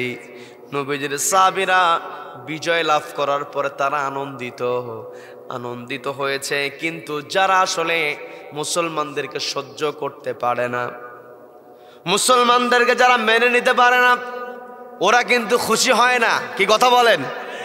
ওই কাফেররা খুশি হতে পারে নাই। তৎকালীন সময়ের পরাশক্তি যারা ছিল রোম পারস্য, তারা ওই মক্কার কুফফারদেরকে বারবার বলতেছিল, তোমরা কাদের কাছে হেরে গেছো? যাদের খাবার নাই, যাদের অস্ত্র নাই, যাদের ট্রেনিং নাই, এদের কাছে তোমরা হেরে গিয়ে তোমাদের মান সম্মান তো শেষ হয়ে গেল। কাজেই আবার সোজা হয়ে দাঁড়াও, আবার আক্রমণ করো। এই যে লেডি ফেরাউন পালিয়ে যাওয়ার পরে কিছু কিছু মানুষ বলে আগেই ভালো ছিলাম, এমন স্লোগান দেওয়ার লোক আছে না নাই? আগে তো ভালো থাকবে, কারণ আগে মানুষের টাকা ঘুরাইয়া পেশা নিজের পকেটের মধ্যে ঢুকাইছে। কি কথা বলেন? কি কথা বলেন? এখন তো আর করতে পারছে না, ওরা তো আগেই ভালো থাকবে। কি কথা বলেন? কিন্তু আগে ভালো ছিল, জোর করে তারা ভালো ছিল। জোর করে কোনো কিছু আদায় করা যায় না। কথা বলেন ঠিক কিনা? এই জন্য আমাকে আপনাকে সচেতন হতে হবে। দেখবেন আমাদের পাশে যেই পরাশক্তি ভারত বারবার উস্কানি দেয়, আর আগে ভালো থাকা মানুষগুলো কোনো কোনো সময় আনসার লীগ হয়ে যায়। কি কথা বলেন? আবার কোনো কোনো সময় রিক্সা লীগ হয়। কি কথা বলেন? আবার কোনো কোনো সময় ইসকনের কাদের উপরে ভর করে হিন্দু লীগ হয়েছে। কি কথা বলেন? হিন্দু ভাইদেরকে কষ্ট দেওয়ার জন্য কথা বলছি না, ওদেরকে ওরা ট্রাম্প কার্ড হিসেবে ব্যবহার করে। কথা বলেন? কি কথা বলেন? এই যে দীর্ঘ 16টা বছর ওরা ছিল, কোনো হিন্দু ভাইদেরকে সঠিক বিচার ওরা দেয় নাই। কি কথা বলেন? বরং হিন্দু ভাইদের উপর ওরাই আক্রমণ করেছে, ওরাই ট্রাম্প কার্ড ব্যবহার করেছে। কি কথা বলেন? কিন্তু চোরের 10 দিন, গেরস্তের ধরা পড়ে গেছে। কি কথা বলেন? সেজেছে আনসার লীগ, সেজেছে গুজব লীগ, সেজেছে কি ওই ইসকন লীগ, সর্বশেষ তাবলিগ জামাতের উপর ওভার করেছে, সাদ লীগও সেজেছে। কি কথা বলেন? কি কথা বলেন? কিন্তু যতই চেষ্টা তোমরা করো না কেন, যতই পরিকল্পনা করো না কেন, 47 আমরা স্বাধীন হয়েছে, ব্রিটিশদেরকে খেয়ে দিয়েছি। কি কথা বলেন? 71 পাকিস্তানদেরকে বিদায় করে দিয়েছি। কি কথা বলেন? কিন্তু এই পার্শ্ববর্তী ভারতের যে আগ্রাসন আমাদের উপরে ছিল, এই আগ্রাসনকে এখন আমরা বিদায় করতে পারি নাই। তবে ভারতীয় আগ্রাসনের যে খুঁটি আছে, এই খুঁটি আমরা নড়বড়ে করে দিয়েছি। কি কথা বলেন? এই যে ছাত্র জনতা খুঁটিটাকে নড়বড়ে করে দিয়েছে ভারতীয় আগ্রাসন। আমরা আর এই বাংলার জমিনে প্রতিষ্ঠিত হোক, আমাদের জীবন চলে যাবে, জীবন দিব, তবুও ভিনদেশি কোনো চোখ রাঙ্গানিকে আমরা এই বাংলার জমিন আর দেখবো না। কথা বলেন? কি কথা বলেন? সাম্মাল দেইনি ভাইরা, ওই কাফেররা বারবার যখন কুরাইশদেরকে উস্কানি দিচ্ছিল, ওই কুরাইশেরা একটা পর্যায়ে আবার 1 বছরের মাথায় নতুন করার একটা যুদ্ধের ডাক দিয়ে দিল। সেই যুদ্ধের নাম হলো উহুদ যুদ্ধ। সবাই বলেন কোন যুদ্ধ? কোনো সমস্যা নাকি? চলবে? চলবে। কতক্ষণ? সারা রাত চলবে। সারা রাত চলবে। বক্তা মরবে। বক্তা মরুক আর বাসুক, কথা হবে কার? কথা হবে কার? এক বক্তা মরবে আর এক বক্তা তৈরি হয়ে যাবে। কথা বলেন ঠিক কিনা? যতদিন পর্যন্ত পূর্ব দিগন্তে সূর্য উদিত হয়ে পশ্চিম আকাশে অস্ত যাবে, ততদিন পর্যন্ত কোরআনের কথা হবে। কোন কোরআন বিদ্বেষী কোরআনকে থামাতে পারবে না। কারা কারা আমাদের পক্ষে আছেন? 2 হাত আল্লাহকে দেখান। তাকবীর দেওয়ার কেউ নাই? নারে তাকবীর, নারে তাকবীর। মাঝখান থেকে একজন ধরেন তো দেখি, পারে না?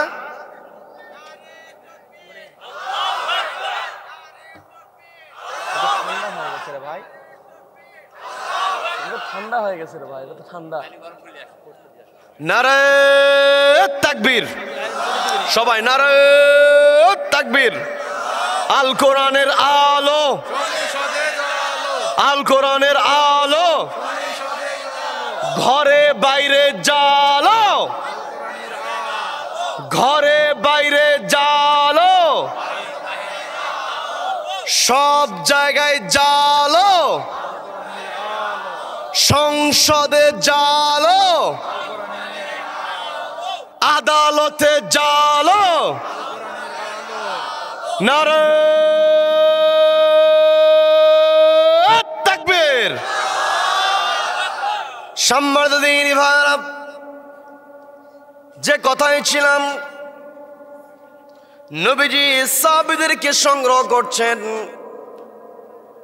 কারা যুদ্ধের ময়দানে যাবে? বদর যুদ্ধের সময় 14 বছর বয়সী সাহাবী রাফি ইবনে খাদিজ অনুমতি পায় নাই। 1 বছর পরে যখন উহুদ যুদ্ধের ডাক এসে গেল, উহুদ যুদ্ধের ডাক যখন চলে এসেছে, নবীজি আবার কি করলেন? সাহাবী কাদেরকে নিয়ে যাবেন নবীজি সংগ্রহ শুরু করলেন। ওই 14 বছর বয়সে সাহাবী রাফি ইবনে খাদিজ রাদিয়াল্লাহু তাআলা আনহু, তিনি যখন শুনতে পেলেন নবীজি আবার উহুদের প্রান্তরে নবীজি যুদ্ধে অংশগ্রহণ করবেন, সাহাবীদেরকে নবীজি কালেক্ট করছেন, সংগ্রহ করছেন, সিলেক্ট করছেন। এই কথা ওই 14 বছর বয়সী রাফি ইবনে খাদিজ বদর যুদ্ধে ছিলেন 14 বছর বয়সী। 1 বছর পর উহুদ যুদ্ধ হয়েছে 15 বছর। সবাইকে বলতে হবে কত বছর? সবাই বলেন কত বছর? 15 বছর বয়স যখন হয়েছে, রাফি ইবনে খাদিজ রাদিয়াল্লাহু তাআলা আনহু যখন শুনতে পেলেন উহুদের প্রান্তরে নবীজি আবার যাবেন, সাহাবীদেরকে নবীজি সংগ্রহ করছেন, অনুমতি দিচ্ছেন। ওই সাহাবী নবীজির সঙ্গে সাক্ষাৎ করবেন, পথ চলা শুরু করলেন। হঠাৎ করে তার মনে হয়ে গেল, 1 বছর পূর্বে তো আমি অনুমতি পাই নাই, বয়স আমার কম। 1 বছরে তো আমার তেমন দেহের কোনো পরিবর্তন হয় নাই, তেমন তো আমি বড় হই নাই। এই অবস্থায় যদি নবীজির কাছে যাই, নবীজি যদি আমাকে অনুমতি না দেন তাহলে তো যেতে পারবো না। তিনি চলে গেছেন তার মামার কাছে। মামাকে গিয়ে বলছেন, মামা, আমি যে ভালো তীর নিক্ষেপ করতে পারি এটা কি আপনারা জানা আছে নাকি? মামা বলছে, তুমি যে ভালো তীর নিক্ষেপ করতে পারো এটা আবার অজানা কি? এটা তো সবাই জানে, কিন্তু আজকে হঠাৎ করে আমাকে জিজ্ঞাসা করার কারণটা কি? ওই রাফি ইবনে খাদিজ রাদিয়াল্লাহু তাআলা খুলে বললেন, অল্প বয়সের কারণে নবীজি আমাকে অনুমতি দেয় নাই। আমি আবার শুনলাম উহুদের ময়দানে নবীজি যাবেন।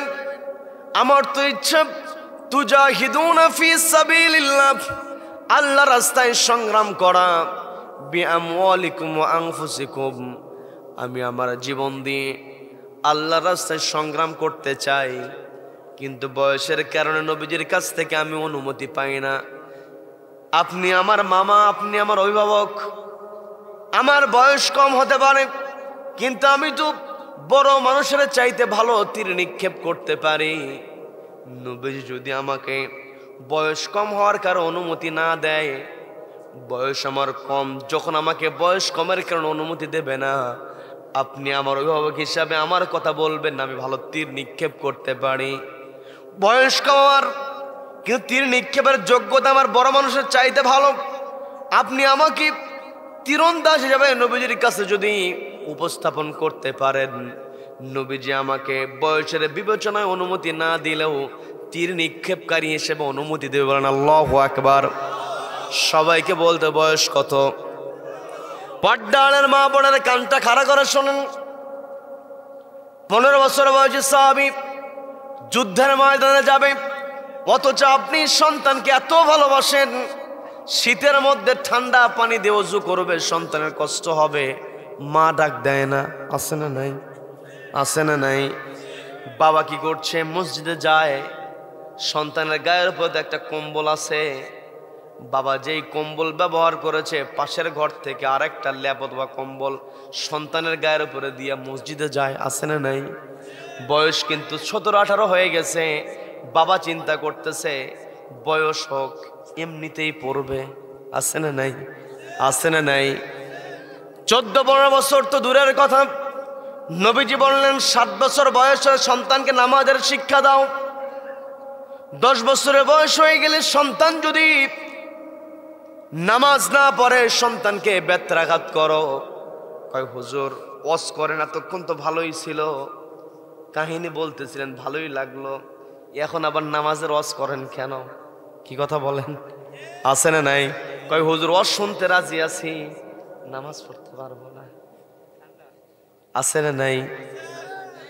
নামাজ ছাড়া কখনো নিজেকে মুসলিম দাবি করা সম্ভব নয়। মুখে দাঁড়িয়ে আছে, আমি আপনি অনুমান করতে পারি লোকটা মুসলমান, কিন্তু গ্যারান্টি দিতে পারবো না। কি কথা বলেন? মাথায় টুপি আছে, গ্যারান্টি দিয়ে বলতে পারবো না লোকটা মুসলমান। লম্বা জামা দেখে গ্যারান্টি দিতে পারবো না, কারণ দেখবেন রবীন্দ্রনাথ ঠাকুর লম্বা দাঁড়িয়ে আছে না নাই? আবার কেজরিওয়াল ভারতের একটা দিল্লির মুখ্যমন্ত্রী ছিল, মাথার উপরে কিন্তু টুপি। কি কথা বলেন? কি কথা বলেন? আবার দেখবেন খ্রিস্টানদের পোপ ভ্যাটিকান সিটিতে যারা থাকে সবাই কিন্তু লম্বা লম্বা জামা পরে। আবার আমার কথাকে কেউ ভিন্ন দিকে নেবেন না, আমি দাড়িকে কখনো কটাক্ষ করি নাই। দাড়ি আপনি অবশ্যই রাখবেন, দাড়ি দিয়ে আপনাকে মুসলমান আপনি প্রমাণ করতে পারবেন না। আপনি অনুমান করাতে পারবেন, ধারণা দিতে পারবেন, টুপি দিয়ে আপনি বোঝানোর চেষ্টা করতে পারেন। এই টুপির দ্বারা নিজেকে মুসলিম বোঝানোর চেষ্টা আমি আপনি করতে পারি, জুব্বা দিয়ে বোঝানোর চেষ্টা করতে পারি। কিন্তু একটা ছেলে মাঠের মধ্যে খেলাধুলা করছে, আসরের নামাজের সময় মসজিদে আজান হয়েছে, খেলাটা বন্ধ করে দিয়ে ওর পরনে আছে 3/4 প্যান্ট, মাথায় তার টুপি নাই, হাফ হাতা গেঞ্জি পরেছে, অজু করে ওই মাঠের কোনায় দাঁড়িয়ে যদি নামাজ শুরু করে দেয়, আমার আপনার বুঝতে আর বাকি থাকবে না। যতই 3/4 পড়ুক, মাথায় যত টুপি না থাক, আমি আপনি চ্যালেঞ্জ দিয়ে বলতে পারবো ছেলেটা মুসলমান। কথা বলেন ঠিক কিনা? আবার তরুণ ভাইরা, তোমরা 3/4 পরে নামাজ পড়ো না, যে হুজুর তো উদাহরণ দিয়েছে আমরা পড়বো, আমি জাস্ট বোঝানোর জন্য বললাম। কি কথা বলেন? তার মানে নামাজ ছাড়া বিকল্প কোনো কিছু নাই। পর্দালের মা বোনদের দৃষ্টি আকর্ষণ করে বলছি, মা, সন্তানকে যত ভালো স্কুলেই পড়ান না কেন, সন্তান যত বড়ই অফিসার হোক না কেন, সন্তান ক্লাসে ছাত্রের মধ্যে সবচাইতে মার্কস অর্জন করুক না কেন, আপনি প্রশংসা করেন আমার ছেলে ক্লাসে 1 রোল করেছে, আপনি প্রশংসা করেন আমার ছেলে বিসিএস পরীক্ষায় এবার ভালো ফল করেছে, ভালো একটা অফিসার হবে। আপনার প্রশংসা এমন হয়, আমার ছেলে মেডিকেলে চান্স পেয়েছি, আমার ছেলে এইবার ইঞ্জিনিয়ারিং এ ভালো ফলাফল করেছে, এগুলো আপনি প্রশংসা করেন আর বুক ফুলে যায়। কি কথা বলেন? কি কথা বলেন? আপনার বুকটা ফুলে যাবে, কারণ আপনার সন্তান ভালো করেছে। পিতা হিসেবে আপনার অবশ্যই ভালো লাগবে, অবশ্যই ভালো লাগবে। কিন্তু আপনার প্রশংসাটা হয় এমন, আমার সন্তান ক্লাসে 1 রোল সর্বোচ্চ মার্কস সে পেয়েছে, কিন্তু আমার সন্তানকে আমি এমন করে গড়ে তুলেছি, সন্তান আমার পড়াশোনা করছে, এমত অবস্থায় সন্তানের কানে যদি আজান চলে আসে, আমার সন্তান বইটা বন্ধ করে অজু বানিয়ে যায়, নামাজ নিয়ে দাঁড়িয়ে যায় কার সামনে? আপনি যদি এই প্রশংসা করতে পারেন আমার ছেলে মেধাবী, কিন্তু আমার সন্তান পড়ার চাইতে আল্লাহকে সেজদা দেওয়াতে প্রাধান্য দেয়, এটাই হলো সন্তানের জন্য পিতা হিসাবে, মা হিসাবে সবচাইতে বড় প্রশংসা। কথা বলেন ঠিক কিনা? আপনার সন্তান বড় অফিসার হয়েছে, আপনি প্রশংসা করছেন, অবশ্যই প্রশংসা করবেন, কিন্তু আপনার প্রশংসাটা হয় এমন, আমার ছেলে মস্ত বড় অফিসার, আমার ছেলের সুযোগ আছে কলমের খোঁচা দিয়া কারি কারি টাকা ইনকাম করার, কিন্তু আমার সন্তানকে আমি এত আদর্শ দিয়ে বড় করেছি, সন্তানের মনের মধ্যে আল্লাহর ভয় ঢুকিয়ে দিয়েছি, সন্তানকে আমি সৎ কাজের আদেশ দিয়েছি, অসৎ কাজ থেকে বাধা প্রদান করেছি, যার কারণে আমার সন্তানের অসৎ উপায়ে টাকা কামানোর সুযোগ আছে, কিন্তু আমার সন্তান ওই সুযোগটাকে কখনো গ্রহণ করে না। আমি আমার সন্তানকে সঠিক পথে পরিচালিত করেছি, যার কারণে আমার সন্তানের চেয়ার বড়, কিন্তু অবৈধ কোনো টাকা ইনকাম করে না। এটাই হলো মা হিসেবে বড় প্রশংসা। কথা বলেন ঠিক কিনা? কিন্তু আজকে আমি আপনি কি করছি? সন্তানকে বোঝাই কারি কারি টাকা ইনকাম করতে হবে, সন্তান ইঞ্জিনিয়ার হয়ে গিয়েছে, ঠিকাদার হয়ে গেছে, সন্তানের ধান্দা হলো টাকা কেমন করে কামাই করা যাবে। এই জন্য বিল্ডিং যখন বানায়, রডের টাকা নিজের পকেটের মধ্যে দিয়া রডের বদলে বাঁশ দিয়ে বিল্ডিং করে। আছে না নাই? আছে না নাই? কিন্তু সন্তানকে যদি কোরআনের শিক্ষা দেওয়া হয়, ওই সন্তান দুনিয়ার দিকে তাকাবে না, রডের বদলে বাঁশ দিয়ে কখনো বিল্ডিং করবে না। কথা বলেন ঠিক কিনা? এখন আমার দেশে রডের বদলে যারা বাঁশ দিয়ে বিল্ডিং করে, ওই সমস্ত ঠিকাদার, ওই সমস্ত ইঞ্জিনিয়ারদের কি থামাতে হলে কোরআনের বিকল্প কোনো বিধান নাই? কথা বলেন ঠিক কিনা? একটা ইঞ্জিনিয়ার চুরি করবে, হাত কেটে দাও, ফাকতাউ আইদিয়াহুমা, অর্ডারটা আমার নয়। সূরা মায়েদার খুলে দেখেন, সূরা মায়েদার মধ্যে আল্লাহ স্পষ্ট বলেন ফাকতাউ আইদিয়াহুমা। চোরটা হুমা শব্দ আল্লাহ ব্যবহার করেছেন, হোক ছেলে, হোক মেয়ে, হোক পুরুষ, হোক নারী, যেই চুরি করবে হাত কেটে দাও বিধান দিয়েছেন কে? এই হাত কাটার কথা যখন বলে তখনই হুজুরেরা খারাপ। কি কথা বলেন? কি কথা বলেন? তোমরা যতই খারাপ বলো না কেন, আমাদের নবীজিকে গালিগালাজ করেছে, যেই নবীর চরিত্রের সার্টিফিকেট দিয়েছেন কে? কে দিয়েছেন? আমার আপনার সার্টিফিকেটের যদি দরকার হয়, চেয়ারম্যান বরাবর আমরা চলে যাই, চোর হোক, ডাকাত হোক, ভালো মানুষ হোক আর খারাপ মানুষ হোক, সবার জন্য একই সার্টিফিকেট। কি কথা বলেন? ওই জায়গায় লিখে দিয়েছে, আমি জানি তাহার চরিত্র উন্নত চরিত্র, উত্তম চরিত্র, সে মানুষ হিসেবে ভালো, লেখা থাকে। কি কথা বলেন? যেই চেয়ারম্যান সে বলতেছে সে মানুষ হিসেবে ভালো, রাতের বেলা গম চুরি করে হাজির হয়েছে। কি কথা বলেন? তার মানে এই সব কিছু বন্ধ হয়ে যাবে। দরকার হলে একটি কিতাব, সেই কিতাবের নাম কি? সবাইকে বলতে হবে কিতাবের নাম কি? এই কোরআন দিয়ে আমার আপনার দায়িত্ব হলো তা'মুরুনা বিল মা'রুফ, ভালো কাজে আমাকে আপনাকে অর্ডার দিতে হবে, ওয়া তানহাউনা আনিল মুনকার, অসৎ কাজে বাধা প্রদান করতে হবে। অসৎ কাজের সমাজে চুরি হয়, যে অফিসার চুরি করবে ওই অফিসারকে থামানোর জন্য চোর চুরি করলে হাত কাটা যেমন বিধান, একটা অফিসারের হাত কেটে দিলে বাকিটা এমনি সোজা। কথা বলেন ঠিক কিনা? কি কথা বলেন? সম্মানিত দিনী ভাইরা, কষ্ট পাচ্ছেন নাকি? আমরা শুনছিলাম রাফি ইবনে খাদিজ রাদিয়াল্লাহু তাআলা আনহু, 15 বছর বয়স। ও মা, আপনি একটু কানটা খাড়া করে বোঝার চেষ্টা করুন। 15 বছর বয়সী সাহাবী যুদ্ধের ময়দানে চলে যায়, অথচ মা হিসাবে আমি আপনি সন্তানকে মসজিদ পর্যন্ত পাঠাতে পারি না। এর চাইতে ব্যর্থতা আর আছে নাকি? যেই সন্তানকে আমি আপনি নামাজের শিক্ষা দেই না, এই সন্তান কিয়ামতের ময়দানে আল্লাহকে বলবে রব্বানা আরিনা, ওগো আল্লাহ দেখায় দেন তাদেরকে যারা দুনিয়াতে নামাজের শিক্ষা দেয় নাই, আমাদেরকে অন্যায় থেকে দূরে সরায় নাই, ভালো কাজের অর্ডার দেয় নাই, নাজআলহুমা তাহতা আকদামিনা, আজকে তাদের বুকের উপরে পা দিয়ে জাহান্নামে যাবে। বলেন নাউযু বিল্লাহ। ও মা, আপনি যে সন্তানকে নামাজের শিক্ষা দেন না, ওই সন্তান কিয়ামতের ময়দানে আপনার আমার শত্রু হয়ে যাবে। কথা বলেন ঠিক কিনা? বাপ জানেরা শুনছেন, আপনি যখন নামাজি হবেন, আপনার সন্তান আপনার পিছনে পিছনে মসজিদ যাওয়ার জন্য লাইন ধরে। কি কথা বলেন?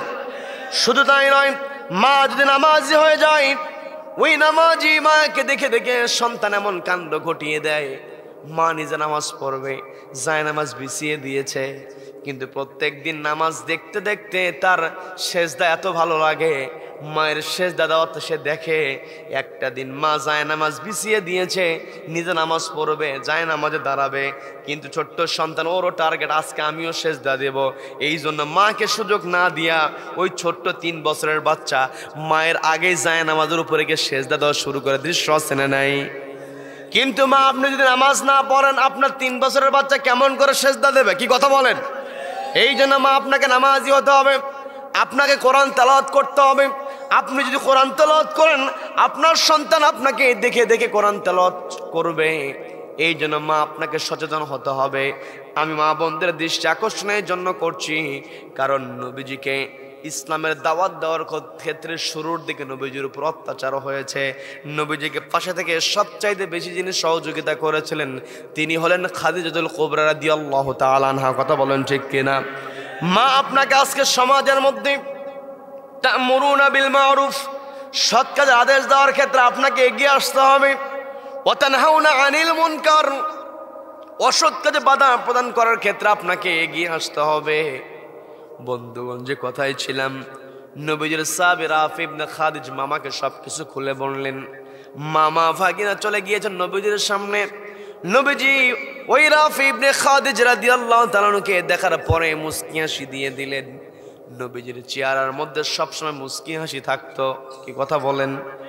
এমন একটা জীবন ব্যবস্থা আমরা পেয়েছি। ইসলাম কিন্তু গতানুগতিক কোনো ধর্মের নাম নয়, এটা হলো the complete code of life.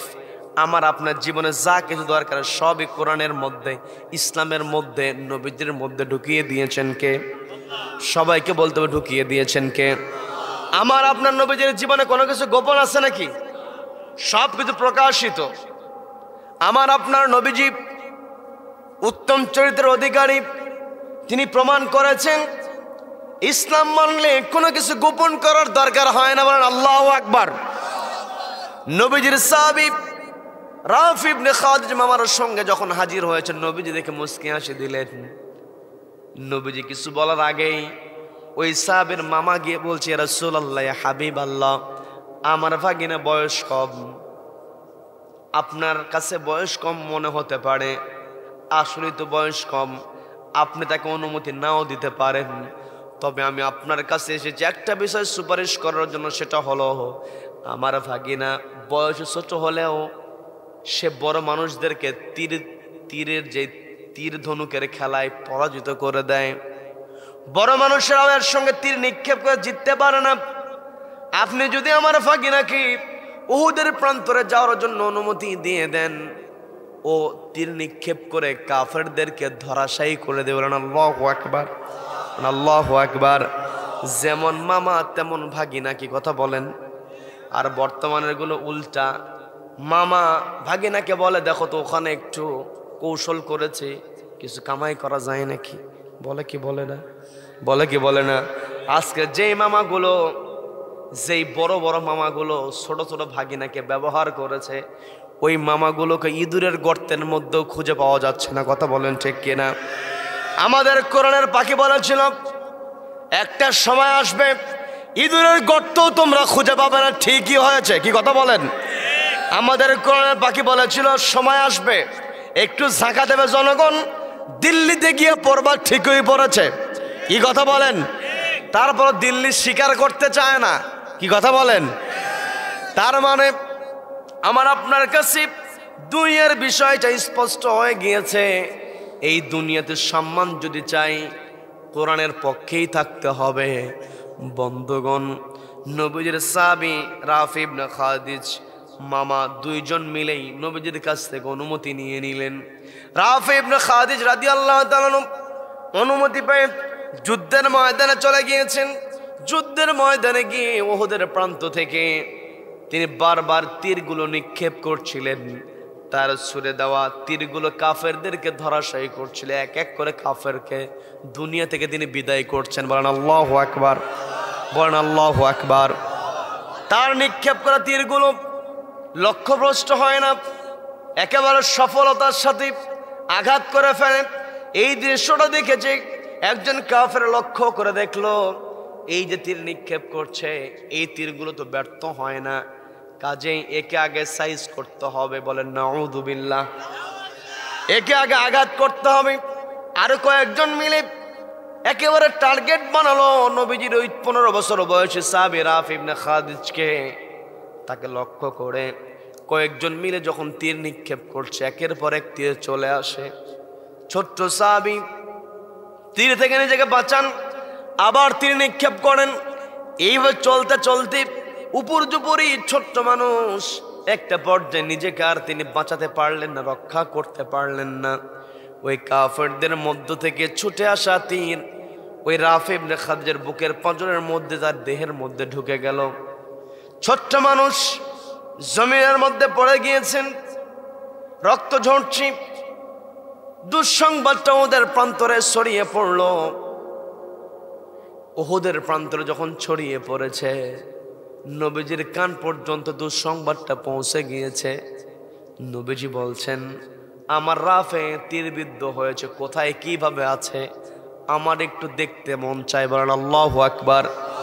নবী যদি কাউকে দেখতে চান, তার চাইতে সফল ব্যক্তি আর কেউ হতে পারে নাকি? নবীজি বললেন, তোমরা কে আছো? আমি একটু রাফি ইবনে খাদিজকে দেখতে চাই। আমার সামনে একটু হাজির করা হোক। রাফি ইবনে খাদিজ রাদিয়াল্লাহু তাআলা কে নবীজির সামনে হাজির করা হলো। কোলে করে যখন নবীজির সামনে এনে নবীজির সামনে বসায় দেবে, নবীজি বলছেন, তোমরা এখানে শোয়ও না, আমার কাছে নিয়ে আসো। ওই রাফি ইবনে খাদিজার মাথাটা আমার কোলের মধ্যে, আমার উরুর মধ্যে রেখে দাও। বলেন আল্লাহু আকবার। ছোট্ট সাহাবী নবীজির উরুর উপরে মাথাটা রাখতে পারলেন। চোখ বেয়ে বেয়ে অঝরে পানি পড়ছে। নবীজি বলছেন, ও রাফি, কি দরকার ছিল যুদ্ধের ময়দানে আসার? আমি তো অনুমতি গত বছরে তোমাকে দেই নাই, এই বছরে মামার মাধ্যমে অনুমতি নিয়েছ। আজকে তীরবিদ্ধ হয়েছে, কষ্ট হচ্ছে, কান্নাকাটি করছো। তোমার যদি আজকে এই যুদ্ধে তুমি না আসতে, তাহলে তোমার শরীরে তো তীরবিদ্ধ হতো না। কি দরকার ছিল? আমি তোমাকে বাধ্য করি নাই। আজকে বাড়িতে থাকলে তীরবিদ্ধ হতেন, এমন কষ্ট তোমার হতো না। রাফি ইবনে খাদিজ বলছেন, ইয়া রাসূলুল্লাহ, ইয়া হাবিবাল্লাহ, আপনি যা বলেছেন সত্য বলেছেন। আমি যুদ্ধের ময়দানে না আসলে আমার শরীরে তীরবিদ্ধ হতো না, এটা সত্য। তবে এটাও তো সত্য, আজকে যদি আমার শরীরের মধ্যে তীরবিদ্ধ না হতো, আমি রাফি নবীজি আপনার কোলের মধ্যে মাথাটা দিতে পারতাম না। বলেন আল্লাহু আকবার। নবীজির সাহাবী রাফি ইবনে খাদিজ যখন এই কথা বললেন, ইয়া রাসূলুল্লাহ, ইয়া হাবিবাল্লাহ, আমি আপনার কোলের মধ্যে মাথাটা তো দিতে পারতাম না। নবীজি বলছেন, রাফি, কিন্তু তোমার ঈমানটা পরিপূর্ণ। বলেন আল্লাহু আকবার। রাফি ইবনে খাদিজ বলছেন, ইয়া রাসূলুল্লাহ, ইয়া হাবিবাল্লাহ, আমার তো একটা আকাঙ্ক্ষা এখন অপূর্ণ রয়ে গিয়েছে। কি সে তোমার আকাঙ্ক্ষা? রাফি ইবনে খাদিজ বলছেন, ইয়া রাসূলুল্লাহ, ইয়া হাবিবাল্লাহ, আমি যখন বাড়ি থেকে বের হয়েছি, বাড়ি থেকে বের হওয়ার সময় আমি আল্লাহর কাছে ফরিয়াদ করেছি, আল্লাহ, তুজাহিদুনা ফি সাবিলিল্লাহি বিআমওয়ালিকুম ওয়া আনফুসিকুম, আমি আল্লাহর রাস্তায় সংগ্রাম করে আমার জীবনটা আমি দিয়ে দেব। অর্থাৎ জীবন নিয়ে বাড়ি থেকে বের হচ্ছে, ওহুদের প্রান্তরে যাচ্ছে, যুদ্ধ করব, জীবন নিয়ে আর বাড়িতে ফিরতে চাই না, একেবারে কিয়ামতের ময়দানে ওহুদের শহীদ হিসেবে উঠতে চাই। বলেন আল্লাহু আকবার। আমি তো এই দোয়া আল্লাহর কাছে করেছি, কিন্তু আমার কাছে তো মনে হচ্ছে আমার শরীরে যে তীরটা বিদ্ধ হয়েছে, আপনারা এখন এটাকে বের করবেন, বের করে আমার চিকিৎসা করা হবে। আমার নতুন করে এই অসুস্থ অবস্থা নিয়ে আমাকে তো যুদ্ধের ময়দানে অনুমতি দিবেন না। আমি যদি যুদ্ধের ময়দানে যেতে অনুমতি না পাই, তাহলে তো আমি আর যুদ্ধ করতে পারবো না, আমার মনে হয় আর শহীদ হওয়া হবে না। আমি তো যদি বিজয় হয়, আমি তো গাজী হয়ে যাব, এখন আমার যুদ্ধ করার সুযোগ নাই। আবার আমি যদি যুদ্ধ না করি, শহীদ তো আমি হতে পারবো না। কিন্তু আমি বাড়ি থেকে যখন বের হয়েছি, শহীদের আকাঙ্ক্ষা নিয়ে বের হয়েছি, এখন যদি গাজী হয়ে যায়, তাহলে তো আমার আকাঙ্ক্ষা পূর্ণ হয় না। নবীজি বলছেন, তুমি যেই কথা বলেছো তোমার আকাঙ্ক্ষা পূর্ণ হবে না। আজকে এমন একটা দিন, তুমি যেই আকাঙ্ক্ষার কথা বলেছো সব আকাঙ্ক্ষা তোমার পূর্ণ হয়ে যাবে। আল্লাহু আকবার। বলেন আল্লাহু আকবার। রাফি ইবনে খাদিজ বলছেন, কেমন করে পূরণ হবে? আমি তো আর যুদ্ধ করতে পারবো না। নবীজি বললেন, তোমার সামনে আমি দুইটা অপশন দাঁড় করাই, দুইটা অপশনের মধ্যে একটা অপশন তুমি বেছে নিতে পারবে। সবাইকে বলতে কয়টা অপশন? সবাই বলেন। শুনবেন নাকি মোনাজাত? শুনবেন? ঠান্ডা লাগে নাই? ঠান্ডা আউট হয়ে গেছে নাকি? ঠান্ডা আছে, কিন্তু এই আলোচনার কাছে ঠান্ডার কোনো দাম নাই। কি কথা বলেন? কি কথা বলেন? আল্লাহ কবুল করেন। বলেন আমিন। বলেন আমিন। সম্মানিত দিনী ভাইরা, যে কথাই ছিলাম, রাফি ইবনে খাদিজ নবীজির কাছ থেকে দুইটা অফারের কথা যখন জানতে পারলেন, নবীজি বলতেছেন, তোমাকে দুইটা অফার দেওয়া হবে। একটা হলো, তুমি যেই কথা বলেছ, তোমার শরীর থেকে তীর বের করে দিলে তুমি চিকিৎসার পরে তুমি সুস্থ হয়ে যাবে। আর একটা অপশন হলো, এটা তোমার জন্য বড় কষ্টের। বলে, কি সে অপশন? তোমার শরীরের মধ্যে যে তীরের ফলাটা ঢুকে গিয়েছে, এই তীরের ফলা তোমার দেহের মধ্যে রেখে দিয়ে কাঠিটাকে আলাদা করে দেওয়া হবে। তোমার দেহের মধ্যে ওই লোহার খণ্ডটা থেকে যাবে, ওই ক্ষতস্থান তোমার কখনো শোকাবে না, তোমার কষ্ট হবে, কিন্তু এই ক্ষতস্থান নিয়ে তুমি পৃথিবীতে বেঁচে থাকবে। যেই দিন তুমি মারা যাবে সেই দিন তোমার ক্ষতস্থান নিয়ে তুমি মারা যাবে। দুনিয়া থেকে যেইভাবে বিদায় হবে সেইভাবে আল্লাহ তোমাকে উঠাবে। তুমি দুনিয়ার এই ক্ষতস্থান নিয়ে দুনিয়া থেকে বিদায় হবে, কিন্তু তোমার দেহের মধ্যে লোহার টুকরা লোহার খণ্ড থাকার কারণে তোমার কিন্তু প্রচন্ড কষ্ট হবে। এই জন্য আমি তোমাকে বলছি, কষ্ট তোমার হবে, ক্ষতস্থানের তীব্র যন্ত্রণা তোমার হবে, কিন্তু তুমি যদি এই যন্ত্রণা সহ্য করতে পারো, দুনিয়াতে তুমি কষ্ট করবে, তোমার দেহের মধ্যে তীরের ফলা থেকে যাবে, মারা যাওয়ার সময় যে অবস্থা হবে তুমি কিয়ামতের ময়দানে সেইভাবেই উঠবে। আর ওই ক্ষতস্থান দেখিয়ে আমি আল্লাহর কাছে ওই দিন বলবো, তোমার ওই ওই তীরের ফলা ক্ষতস্থান দেখিয়ে আমি আল্লাহর কাছে তোমার ব্যাপারে সুপারিশ করব। তোমাকে আল্লাহ সেই দিন শাহাদাতের মর্যাদা দিয়ে দিবেন। বলেন আল্লাহু আকবার। শহীদের মর্যাদা তোমাকে আল্লাহ দিয়ে দিবেন, কিন্তু তোমার জন্য বড় কষ্ট হবে। রাফি ইবনে খাদিজ বলছেন, ইয়া রাসূলুল্লাহ, ইয়া হাবিবাল্লাহ, আমার যত কষ্ট হোক না কেন, দুনিয়ার কষ্টকে আমি কষ্ট মনে করি না। বলেন আল্লাহু আকবার। আমার যত যন্ত্রণা হোক, আপনি আমার দেহের মধ্যে তীরের ফলা রেখে দিয়ে কাঠিটাকে বিযুক্ত করেন। নবীজি রাফি ইবনে খাদিজের দেহের মধ্যে তীরের ফলাটা রেখে দিলেন, কাঠিটা আলাদা করে দিলেন। যেই দিন নবীজি রাফি ইবনে খাদিজের দেহের মধ্যে তীরের ফলা রেখে দিলেন, সেই দিন রাফি ইবনে খাদিজের বয়স কত? সবাইকে বলতে হবে কত বছর? 15 বছর বয়সী। তার দেহের মধ্যে তীরের ফলা নবীজি রেখে দিলেন। আর যেই দিন রাফি ইবনে খাদিজ দুনিয়া থেকে বিদায় হয়েছিলেন, সেই দিন রাফি ইবনে খাদিজের বয়স ছিল 86 বছর। বলেন আল্লাহু আকবার। বলেন আল্লাহু আকবার। এই যে 71 বছর তিনি দেহের মধ্যে তীরের ফলা রেখে দিয়েছিলেন, একমাত্র কার সন্তুষ্টির জন্য? তার দেহের মধ্যে তীরের ফলা ঢুকেছিল একটাই কারণ, তুজাহিদুনা ফি সাবিলিল্লাহি বিআমওয়ালিকুম ওয়া আনফুসিকুম যালিকুম খায়রুল লাকুম। আল্লাহ বলেন, আমার বান্দারা, যদি নিজেকে জাহান্নামের আগুন থেকে বাঁচাতে চাও, তাহলে তোমাদেরকে আমার প্রতি ঈমান আনতে হবে। তুমিনুনা বিল্লাহ ওয়া রাসূলিহি, আমার রাসূলের প্রতি ঈমান আনতে হবে। ওয়া তুজাহিদুনা ফি সাবিলিল্লাহ ফিসাবিলিল্লাহি বিআমওয়ালিকুম ওয়া আনফুসিকুম, আমার রাস্তায় জান এবং মাল দিয়ে সংগ্রাম করতে হবে। যালিকুম খায়রুল লাকুম ইন কুনতুম তা'লামুন, এটাই তোমাদের জন্য কল্যাণকর যদি তোমরা বুঝতে পারতে। বোঝার দরকার আছে না নাই? আল্লাহর জমিনে আমাকে আপনাকে তুজাহিদুনা ফিসাবিলিল্লাহ, আল্লাহর রাস্তায় সংগ্রাম করতে হবে। এই আল্লাহ রাস্তায় যদি আমি আপনি সংগ্রাম করতে চাই, তাহলে আমার আপনার সব সময় কথা থাকবে, সুপারিশ থাকবে ভালো কাজের দিকে। কথা বলেন ঠিক কিনা? এই পৃথিবীতে আমাকে আপনাকে চলতে হবে ভালো মানুষের সঙ্গে, ভালো মানুষের পিছনে। কথা বলেন, কি কথা বলেন?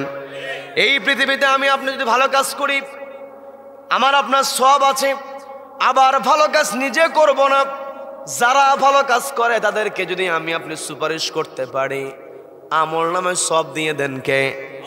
আমার কথা নয়, পবিত্র কোরআনের 4 নম্বর সূরা। সবাইকে বলতে হবে কত নম্বর সূরা? আল্লাহ বলছেন, মাইয়াশফা' শাফাআতান হাসানাতান ইয়াকুল লাহু নাসীবুম মিনহা ওয়া মাইয়াশফা' শাফাআতান সাইয়্যাতান ইয়াকুল লাহু কিফলুম মিনহা। আল্লাহ বলেন, মাইয়াশফা' শাফাআতান হাসানা, যেই ব্যক্তি ভালো কাজে সুপারিশ করবে, ইয়াকুল লাহু নাসীবুম মিনহা, তার আমল নামায় একটা সওয়াব আমি আল্লাহ যুক্ত করে দেব। বলেন না সুবহানাল্লাহ। সওয়াবের একটা অংশ তার আমল নামায় আমি আল্লাহ যুক্ত করে দেব। এরপরে আল্লাহ বলেন, ও মাইয়াশফা' শাফাআতান সাইয়্যা, এরপরে যেই ব্যক্তি খারাপ কাজে শাফায়াত করবে, সুপারিশ করবে। শাফাআত শব্দটা তো সুপারিশ করা। আমরা কিন্তু সমাজের মধ্যে একটা কথা প্রচলন আছে, নবীজির শাফায়াত লাগবে। আমরা বলি কি বলি না? বলি কি বলি না? তার মানে নবীজির সুপারিশ লাগবে। যতই আমি আপনি হেডমাস্টারের সন্তান হই, হয়তো দেখবেন স্কুলের হেডমাস্টার আর স্কুলের সভাপতি দুইজন যদি চিন্তা করে এই স্কুলে একজন পিয়ন নিয়োগ দিবে, দুইজনে পারে কি পারে না? পারে। এখন একজন হয়েছে চাচা, হয়েছে সভাপতি, বাবা হয়েছে প্রধান শিক্ষক, অথবা বাবা হয়েছে সভাপতি, চাচা হয়েছে প্রধান শিক্ষক। চাচা চিন্তা করতেছে ভাতিজা কোথাও কিছু করতে পারছে না, যেহেতু আমার অফিসে একটা সুযোগ আছে, অফিস সহকারে আমি একটু নিয়ে নেই, অফিস সহকারে দেওয়ার একটা সুযোগ থাকে, দিয়ে দেবে। সুযোগ আছে, চাচা আর বাপ দুইজনই আছে, কিন্তু সার্কুলারে লেখা হয়েছে অফিস সহকারী হতে হলে ইন্টারমিডিয়েট পাস লাগবে। কিন্তু ভাতিজা ইন্টারমিডিয়েটে ফেল, কাজ হবে? কাজ হবে? কাজ হবে না। তার মানে আমার আপনার সুপারিশ নবীজি করবে, অবশ্যই করবে, কিন্তু ন্যূনতম আমার আপনার সেই যোগ্যতা থাকতে হবে। কথা বলেন ঠিক কিনা? সেই যোগ্যতাই হলো তা'মুরুনা বিল মা'রুফ, সৎ কাজের আদেশ দিতে হবে, ওয়া তানহাউনা আনিল মুনকার, অসৎ কাজে বাধা প্রদান করতে হবে। কথা বলেন ঠিক কিনা? নবীজির সুপারিশের কথা আমরা আকাঙ্ক্ষা করি, শাফায়াতের কথা। এই জায়গাতে শাফাআত শব্দ আল্লাহ ব্যবহার করে বলছেন ওয়া মাইয়াশফা শাফাআতান সাইয়্যাহ, যেই ব্যক্তি খারাপ কাজে সুপারিশ করবে, খারাপ ব্যক্তিকে সুপারিশ করবে, খারাপ ব্যক্তির পক্ষে দৌড়াবে, নিজে খারাপ কাজ করবে না, কিন্তু খারাপ ব্যক্তির কাজকে সমর্থন দেওয়ার কারণে, খারাপ ব্যক্তির পক্ষে মিছিল দেওয়ার কারণে নিজে সরাসরি খারাপ কাজ করবে না, কিন্তু খারাপ ব্যক্তির পক্ষে থাকার কারণে ইয়াকুল্লাহু কিফলুম মিনহা, তার আমল নামায় একটা গুনাহ যুক্ত হবে। বলেন নাউযু বিল্লাহ। তার মানে আমার আপনার এই দুনিয়াতে চলতে হবে এমন ব্যক্তির সঙ্গে যেই ব্যক্তি তা'মুরুনা বিল মা'রুফ, সৎ কাজের আদেশ দেয়, ওয়া তানহাউনা আনিল মুনকার, অসৎ কাজে বাধা প্রদান করে। কি কথা বলেন? যেই মানুষ, যেই নেতা টেন্ডারবাজি করবে, যেই নেতা চাঁদাবাজি করবে, ওই নেতার পিছনে যদি আমি আপনি দৌড়াই, নিজে হয়তো চাঁদা নেব না, কিন্তু চাঁদাবাজ নেতার পিছনে দৌড়ানোর কারণে আমল নামায় চাঁদাবাজির গুনাহ আছে না নাই? কিয়ামতের ময়দানে আল্লাহ মানুষদেরকে ডাকবেন, ইয়াউমা নাদউ কুল্লা উনাসিম বিইমামিহিম, ইমাম ধরে ধরে প্রত্যেকটা মানুষকে ডাকা হবে। ইয়াউমা নাদউ, আল্লাহ বলছেন ওই দিন আমি ডাকবো কুল্লা উনাসিম, প্রত্যেকটা মানুষকে বিইমামিহিম, ইমাম ধরে ধরে। এই দুনিয়াতে কিছু মানুষ আছে কয় আমি কারো কাছেই যাই না, ওর কাছেও যাই না, এর কাছেও যাই না, কারণ বিপদ যদি হয় তখন কি করব, এই কথা চিন্তা করে কারো কাছে যেতে চায় না। আছে না নাই? আছে না নাই? ও হচ্ছে সবচাইতে বড় মুনাফিক। কি কথা বলেন? কি কথা বলেন? তার মানে ওর ধান্দা আছে না, গেলে তো বিপদ। অথচ দেখবেন নিজেকে অনেক বড় বুজুর্গ দাবি করে, বড় বড় লেকচার কিন্তু দেয়। আছে না নাই? আছে না নাই? তার মানে আমাকে আপনাকে সচেতন হতে হবে, একটা না একটা পক্ষে আমাকে যেতেই হবে, সেটা হতে হবে মাজলুমের পক্ষে। কি কথা বলেন? কি কথা বলেন? যারা জুলুম করবে, যারা জালিম হবে, ওদের পক্ষে যাওয়া যাবে না, মাজলুমের পক্ষে আমাকে আপনাকে থাকতে হবে। মাজলুমের পক্ষে থাকা মানেই হচ্ছে সৎ কাজের আদেশ দেওয়া, অসৎ কাজে বাধা প্রদান করা। কি কথা বলেন? রব্বুল আলামিন আমাদের সকলকে কবুল করুন, বলেন আমিন, বলেন আমিন। তার মানে আজকে যে আলোচনা আমরা শুনলাম, আমরা সফল হতে চাই। আমরা কি হতে চাই? সফলতা মানে হলো saving from hell fire, entering to the paradise, জাহান্নাম থেকে, জাহান্নামের ফায়ার থেকে, আগুন থেকে নিজেকে বাঁচানো, এন্টারিং টু দ্য প্যারাডাইস, অর্থাৎ প্যারাডাইস, জান্নাতে প্রবেশ করা। জান্নাতে প্রবেশ করতে হলে আল্লাহ বললেন যদি জান্নাতে যেতে চাও জাহান্নাম থেকে নিজেকে বাঁচাতে হবে। জাহান্নাম থেকে যদি নিজেকে বাঁচাতে যদি আমরা চাই, তাহলে আল্লাহ বললেন তুমিনুনা বিল্লাহ, ঈমান আনতে হবে কার উপরে? ওয়া রাসূলিহি, রাসূলের উপর, ওয়া তুজাহিদুনা ফি সাবিলিল্লাহি বিআমওয়ালিকুম ওয়া আনফুসিকুম, আল্লাহর জমিন, আল্লাহর বিধানের জন্য আমাকে আপনাকে প্রচেষ্টা চালিয়ে যেতে হবে। আর প্রচেষ্টার নামটাই হলো তা'মুরুনা বিল মা'রুফ ওয়া তানহাউনা আনিল মুনকার, সৎ কাজের আদেশ দেওয়া, অসৎ কাজে বাধা প্রদান করা। রব্বুল আলামিন আমাদেরকে এই আমলগুলো করার তৌফিক দান করুন, বলেন আমিন।